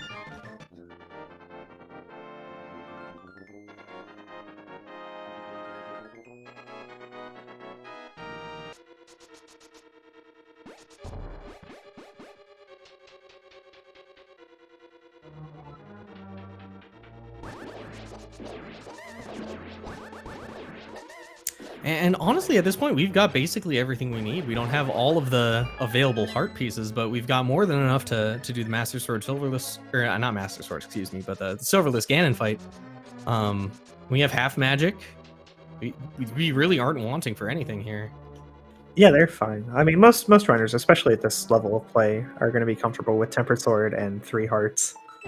You want more, but you'd still do it. Right. And there's our last medallion inside Misery Mire. But yeah, so Vortex is going to need to play really well, and KillerApp's going to need to play poorly, I guess, in order for this this gap to close a little bit. Nice big key in the front there.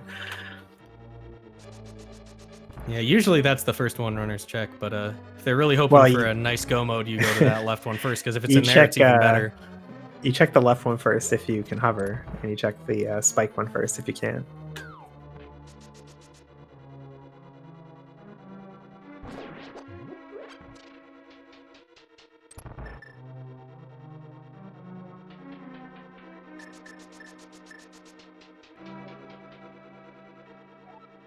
Trying to remember what the difference between them was, like what put Vortex a couple minutes behind here, and I think it's mostly just you know, little execution in every room, just a tiny little bit here, a tiny little bit there. Yeah, because I mean, the routing put Vortex almost slightly ahead at Vortex was the first one to ether, but decided to go through the front of Thieves Town first before going up the mountain. So and then there was a little bit of time that KillerApp had to spare from, you know, skipping a couple checks before doing Aga. Though I guess, you know, a couple of them he did afterwards, so it kind of came out in the wash there.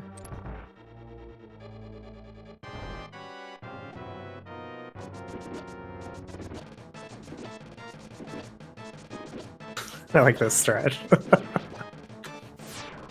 Yeah, it's the yeah, here, Vortex decides to go for the hover once. It's worth trying once.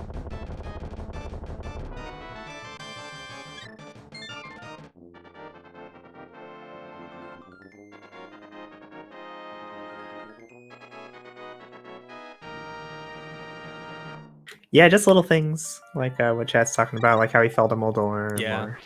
Yeah, I mean, in general, he hasn't been necessarily playing poorly, but he's failed a couple of time saves that KillerApp has gotten first try. They're still really close. Right, and yeah, given that this didn't come down to the wire, that sort of favored KillerApp a little bit more, because Vortex was sort of he's being a little bit more thorough, spending some time on checks to do them efficiently, which helps you out if it comes to an end game hunt. But did he do many checks that KillerApp skipped? The only one I can think of is Graveyard Ledge. Yeah, he kind of did them in an order which sort of favored that kind of strategy in my mind.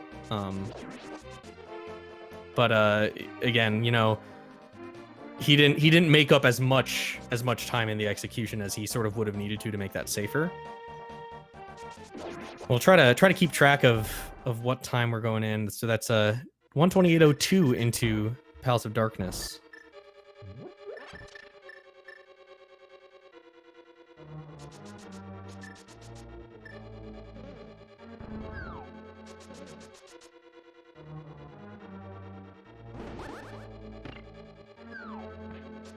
Well, the the prediction is up for those of you who want to do that.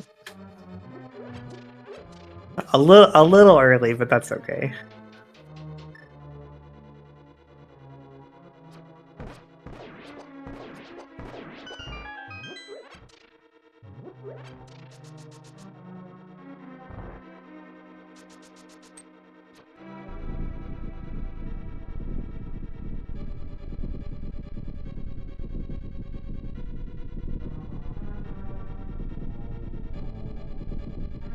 Can this wall move any faster? It can actually, because I've seen it do it in some of the festives.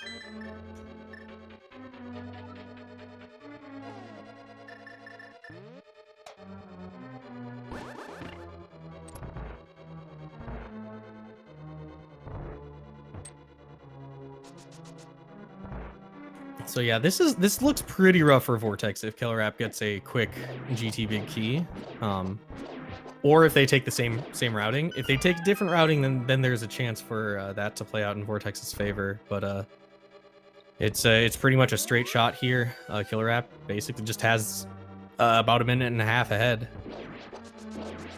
Yeah, I mean it's a small enough time Yeah, that that's very execution close. can make a big difference. Like you could easily lose a minute just on gauntlet execution if things don't go very well. And then there's other things like getting extra cycles on Aga 2 or Lamo 2 or falling to Moldorm or Ganon. And we're on Greenmail, so even dying is a possibility, like KillerApp right now. Oh my gosh. Okay, we're fine. Yeah, that was a little bit of a scuffed fight there. It wasn't disastrous, but not as clean as would have liked.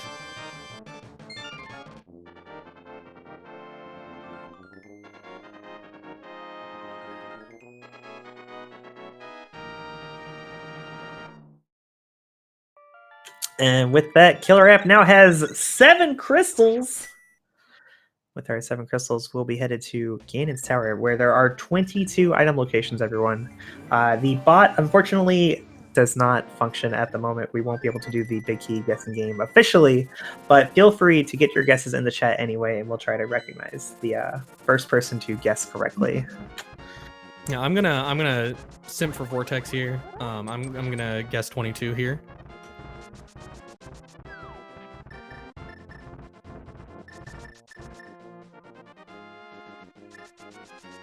Wait, what'd you say? I'm just yeah, 22. That's gonna be well. that would be bad for Vortex. Well, no, if not, because it would be the last one Vortex picks up too. No, because it can be the third one Vortex picks up, and he knows I'm commentating, so he'll go for it.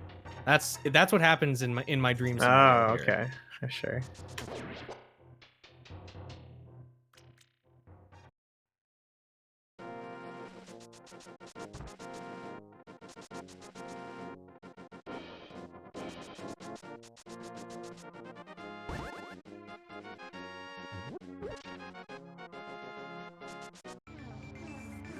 So we're gonna want to pay close attention here to the time difference entering GT. Is that then from that point on, it's all sort of how GT towards the end goes. None of that Palace of Darkness boss fight, mountain climb shenanigans to muddy up the time difference.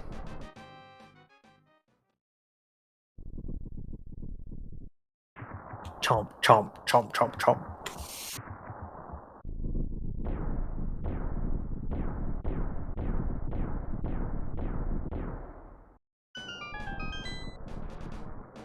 Oh, Vortex having a slow mountain climb. So that's 132.35 for KillerApp. Going straight right side.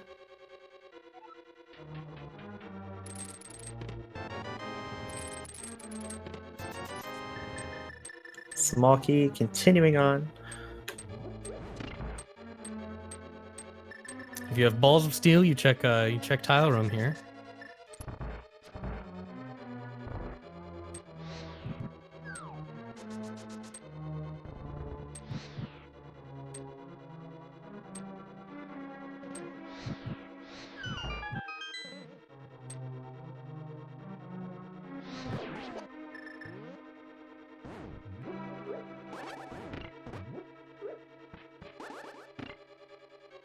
We're gonna have 3, 4, 5, and 6 here.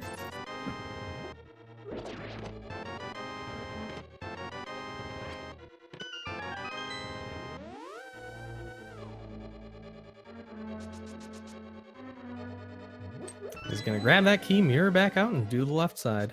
All right, nothing in compass room. So this is a possibility for Vortex to save some time if he avoids that. Yeah, he's looking. Yeah, still about a minute and a half difference here.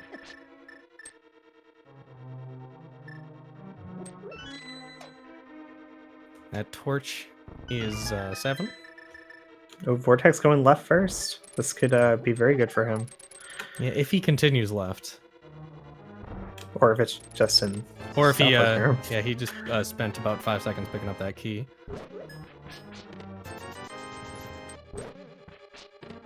Alright, well, not in Stalfos room. So, unless Vortex is going to continue onto Rando room, which is a route I've seen before, but it's uncommon. Yeah, I don't think that's what Vortex generally likes to do. Oh, it would have been so good too. All right, unfortunately, Vortex is gonna head over to Compass. Still has a chance to find it in tile room where it is. But we just found it. No, never mind. He didn't. Never mind. I was too busy watching Vortex to notice that we did find the big key. So yeah, that is going to. Well, that was 1, 2, 3, 4, 5, 6, 7, 8, 9, 10, 11, 12. So what was the fire snake room? Yeah.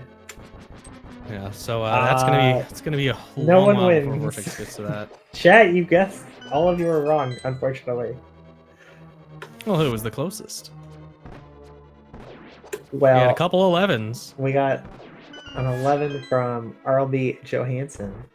That's the closest without going over.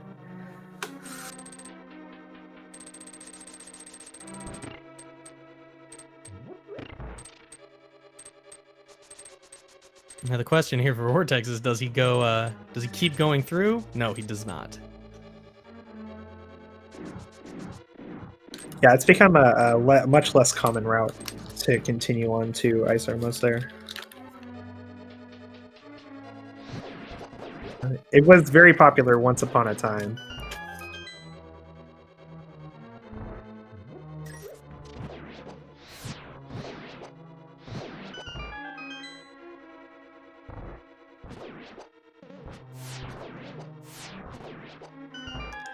Oh, so no, it was in the fire bar room there. So yeah, it would have been one of the few instances where the strat of going through to that room first before going right side would pay off. But Yeah, not too many people do that one. The rando rush strat. I usually do it if I have like the hammer equipped when I walk in the dungeon, because I don't feel like switching over to hook shot.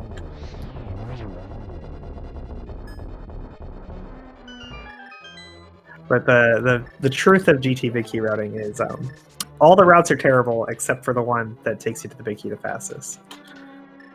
And there's no way to know which one that is until you know where the big key is. Yeah, that's why I always go tile room first.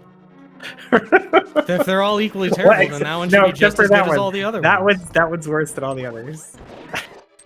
Except in like 1 out of 22 times, I guess. Yeah, I like those odds. The Killer App has a few more floors left of this, as the torchlight sequence, as I like to call it.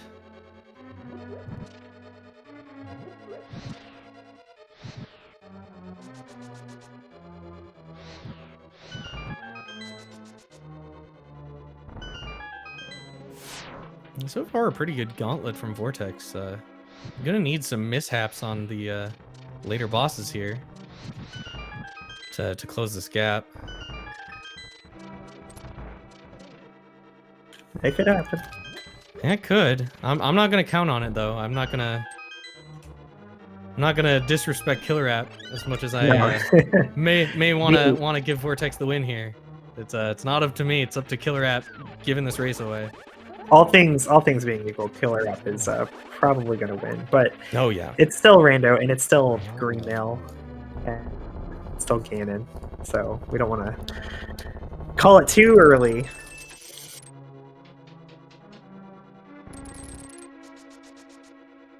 There's still things that can happen that saves time. Like, for instance, like he's going to go for the 1-in-1 on Ganon, but you don't necessarily get it. Like, you can make a mistake or walk into Ganon twice, suddenly 16 hearts gone. What happened?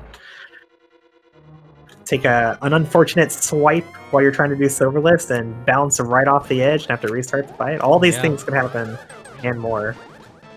Gets a double to open on Aga 2, though. That's very nice. Good pattern for the second hit. Gets a triple. Not that it matters if you didn't get the triple on the first one. It's still if he gets a double here, or just a single. So that triple did matter. That was a very, very nice 3-cycle Aga 2.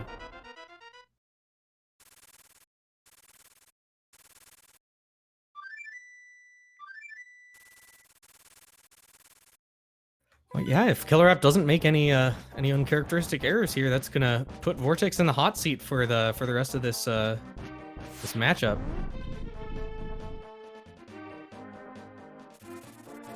Vortex trying to get fancy with the hookshot iframes and takes a fall.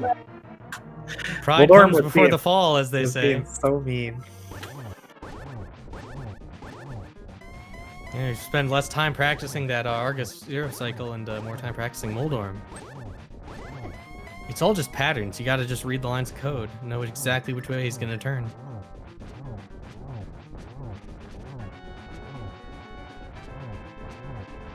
KillerApp not taking any chances. Gonna make sure to phase game here on this phase.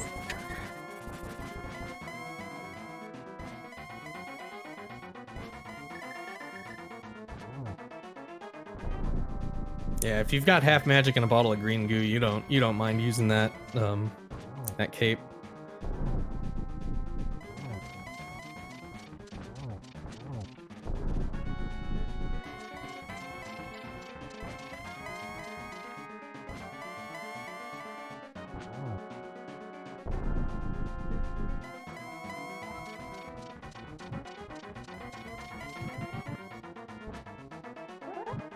And Vortex gets the 3 cycles. Well, KillerApp begins the silverless cycles.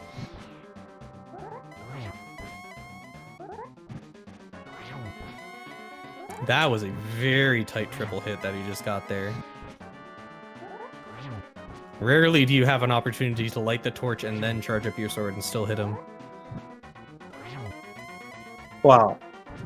Okay.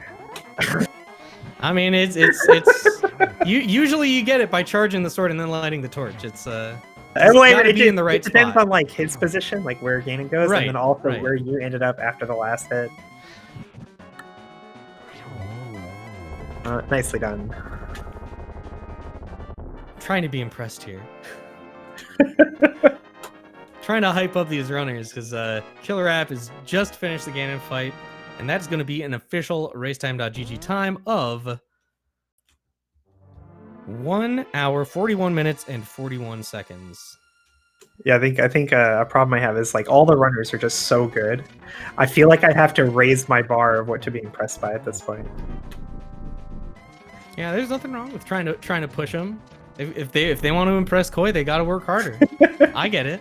No, it was a good fight. He didn't mess up anything really. Like he didn't get the 1-1, but big deal. That was a strange hit there from Vortex there. Could have gone off the edge there. When you're rebounding after hitting him with a spin, it is impossible to fall off the edge as long as you hold away from the edge. It's only when Ganon hits you that you fall off automatically. Lit that one a little too early, not going to be able to get the triple this time.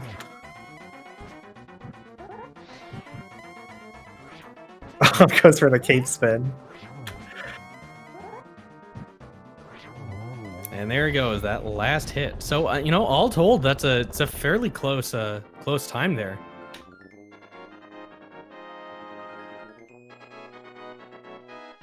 And that is going to finish it up for Vortex with an official racetime.gg time of 1 hour, 43 minutes, and 15 seconds. So GG's in chat for Vortex. It was a very close race. Vortex didn't even kill Helmosaur King. Even with that time save, you know, sometimes these things just happen. And we are joined in chat, in the booth here, rather, by KillerApp23 himself. GG's. Thank you. What a silly steed that was. Yeah, it was, you know, you're teased with that glove, and then you find out that it's just locked behind everything in sequence. Mm-hmm. Did you forget about the glove on library? I actually did. Yeah, I went up. I went up Death Mountain, did all that. And I was like going to Village of Outcasts, and I was like, wait, that glove's there in the library. Oh my god. So originally, I thought, well, maybe he's going to the mountain without the mitts because he doesn't want to be in a situation where he orphans Hookshot Cave, perhaps. But then you went to after getting the hookshot, you continued onto the mountain anyway. Yeah, I went right back.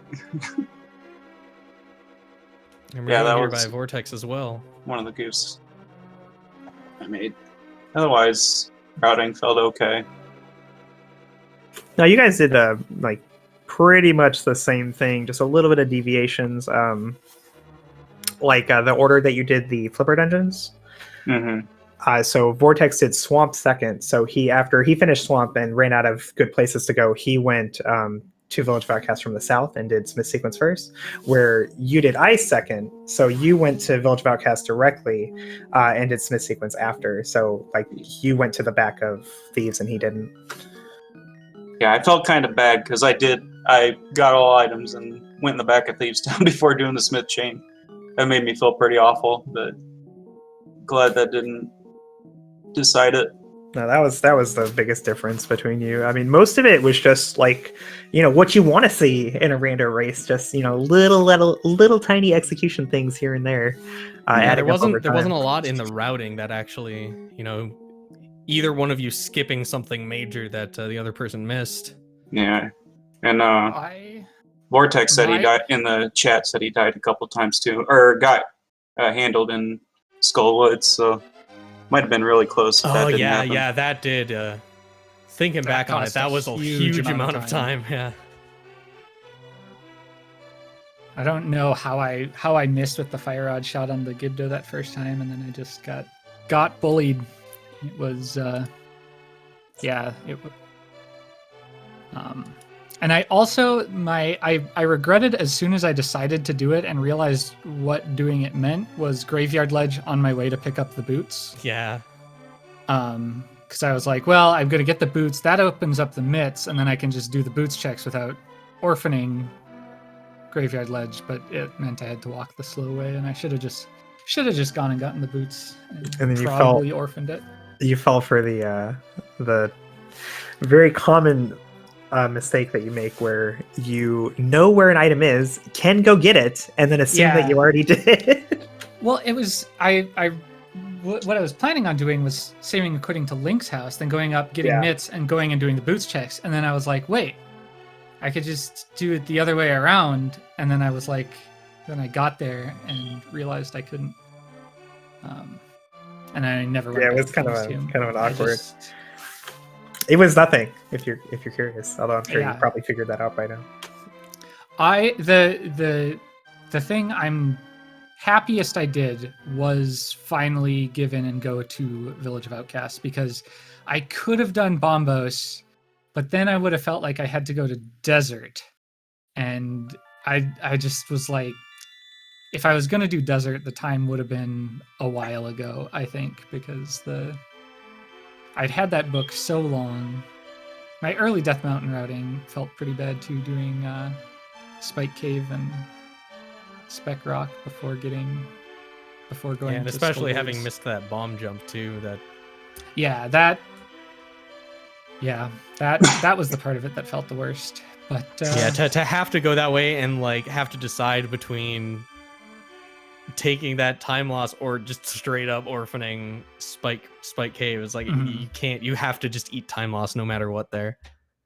I also almost bailed entirely on the right side of the mountain after that hook shot. I almost just did Hera and left, but that felt a little too gutsy. Would have been the best decision anybody made all seed, but that mountain would it have mattered much? It would have, because that was after Vortex did Ice Palace. Because the reason Vortex did Ice Palace first rather than Swamp is obviously no hook shot.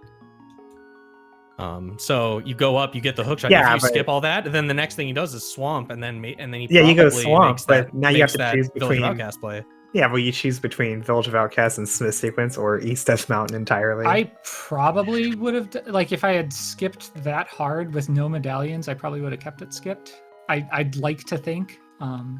Obviously, that's like super hypothetical. Like I routed this perfectly in my head, but like Hey, we were talking about that. I We probably routed would have done everything desert perfectly. if I did that. If I'm being honest with Yeah, myself. that's Like, probably I probably would have done desert. because you probably at that point you commit to like, okay, well I gotta Yeah. dedicate myself to all these overworld checks here. Yeah, it's crazy how that seat just opened up. Like it was so linear until you got Mhm. the mirror, the boots, and the mitts all together.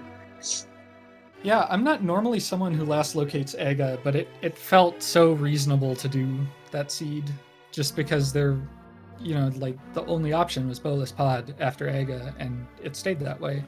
Yeah. You- Yeah, I Oh, did south route because more Yeah, checks. did you not realize you could go? Even that didn't pay out. Did you not realize you can go Hype Cave to Dig Game after Aga? I did.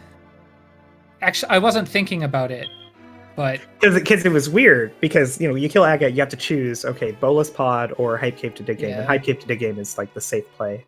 So but you go Bolus Pod, which is like risky, but it pays off. You get a glove, and then the very next thing you do is Hype Cave to Dig Game. yeah, So that's my I remember I was pretty watching like standard that's so weird. starting Why would route. you do that? Yeah, I actually like now that you mention it, I think I had forgotten that, or wasn't thinking about it.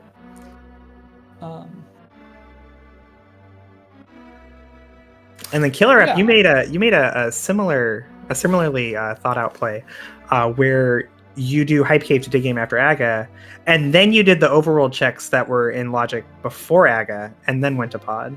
Yeah. Well, how upset would you have been if you found like the glove in Dig Spot or something though? Oh, yeah, glove would have been GG. I was like, oh man, why did I forget to do that after getting the flippers? But unfortunately, something wasn't in powder too, because that was an ROA check. It ended up not Nobody's gonna mattering. check before Aga. It ended up not mattering because you guys did all those same plays. It was just like in a different Right. order. Right. But I was thinking, because like if you thought there was something good from Shovel Magic Bat, like it would make more sense to do it before Aga, before you risk all that time. But then if you already committed to Aga, then it makes more sense to go to Pod because like that's the only way this doesn't end in tears. Yeah. Unless there's like a bow and Dig Spot, I guess. Yeah, it just didn't feel like to me that it was to dip Pod's Pod after terrible. Aga, Pod, but yeah, I agree. Pod is terrible. and I was fretting too because I had no money exiting Aga, and then there were 300 on the pyramid. yeah, I remember that was one thing. Vortex sold both bees in Kakariko, but you only sold one of them. So Right. coming into the Dark World, Vortex could actually go into Pod right away, but you got bailed out by the 300 on the pyramid. Mhm.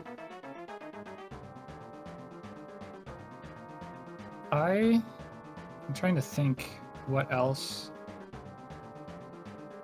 I'm glad I routed Skull Woods like I did because what I sometimes do is I'll check the map chest first and then go to the middle, then go to the back. And if I'd gotten the first item out of the back, I would have done Master Sword Moth. Yeah, that's exactly what I did was Master Sword, and then got that tempered after. I was like, oh well. But since I didn't have an awful fight, but it was definitely longer than a tempered fight.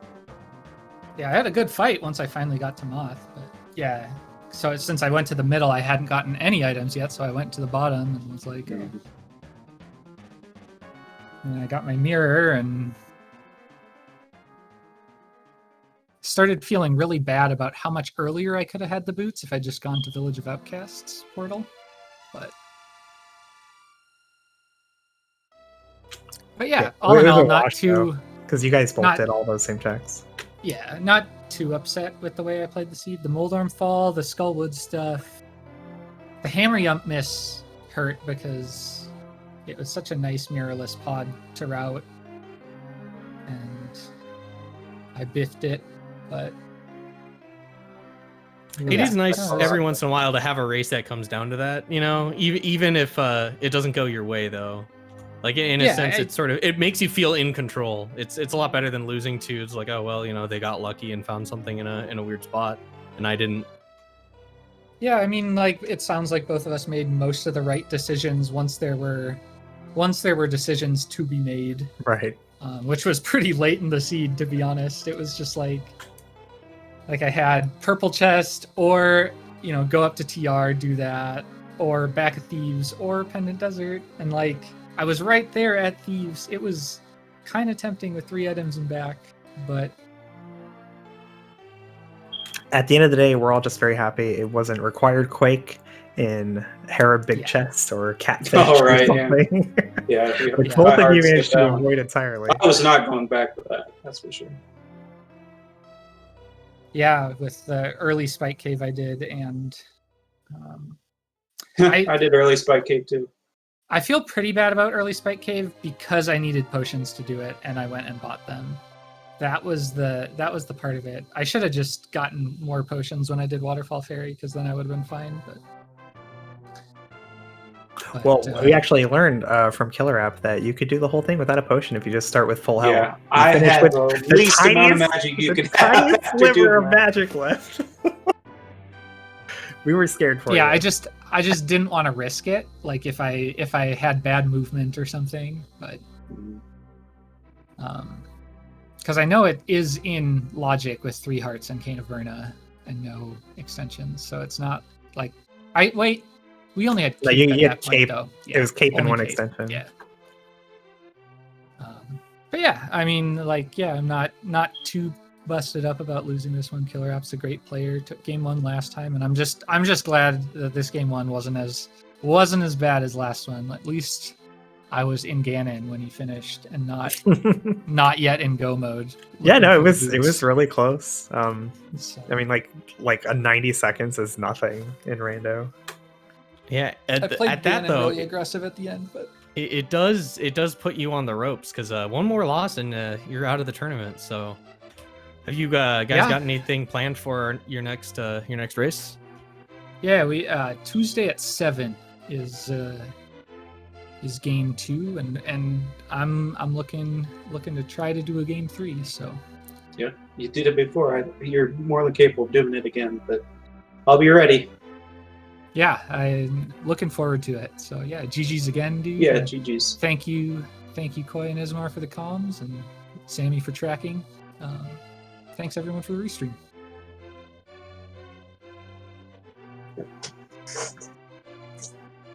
Well, thanks for putting on such a fantastic show. Really appreciate you, Vortex and KillerApp. That's gonna do it for us, don't you think, Esmar? Yeah, I think so. I'm just taking a look at the schedule to see what else we have going on tonight. We do have a couple of other things. Nothing on Speed Gaming 6, but we've got Bonta versus Walther on Speed Gaming 2 at 6:10. Tam versus In the Name of DT on Speed Gaming 1, well, just regular Speed Gaming, no number appended, at 7:10. And Speed Gaming 3 has 8:10. Skelly versus Pika Pals. So there's still plenty coming up this weekend. So if you feel like if you didn't get your fix with this match, then you've got plenty more to watch. So Alrighty. Well, thanks so much, Esmar, for coming with me, and Sammy for tracking. That's gonna do it for me. Have a wonderful night, everybody. yep.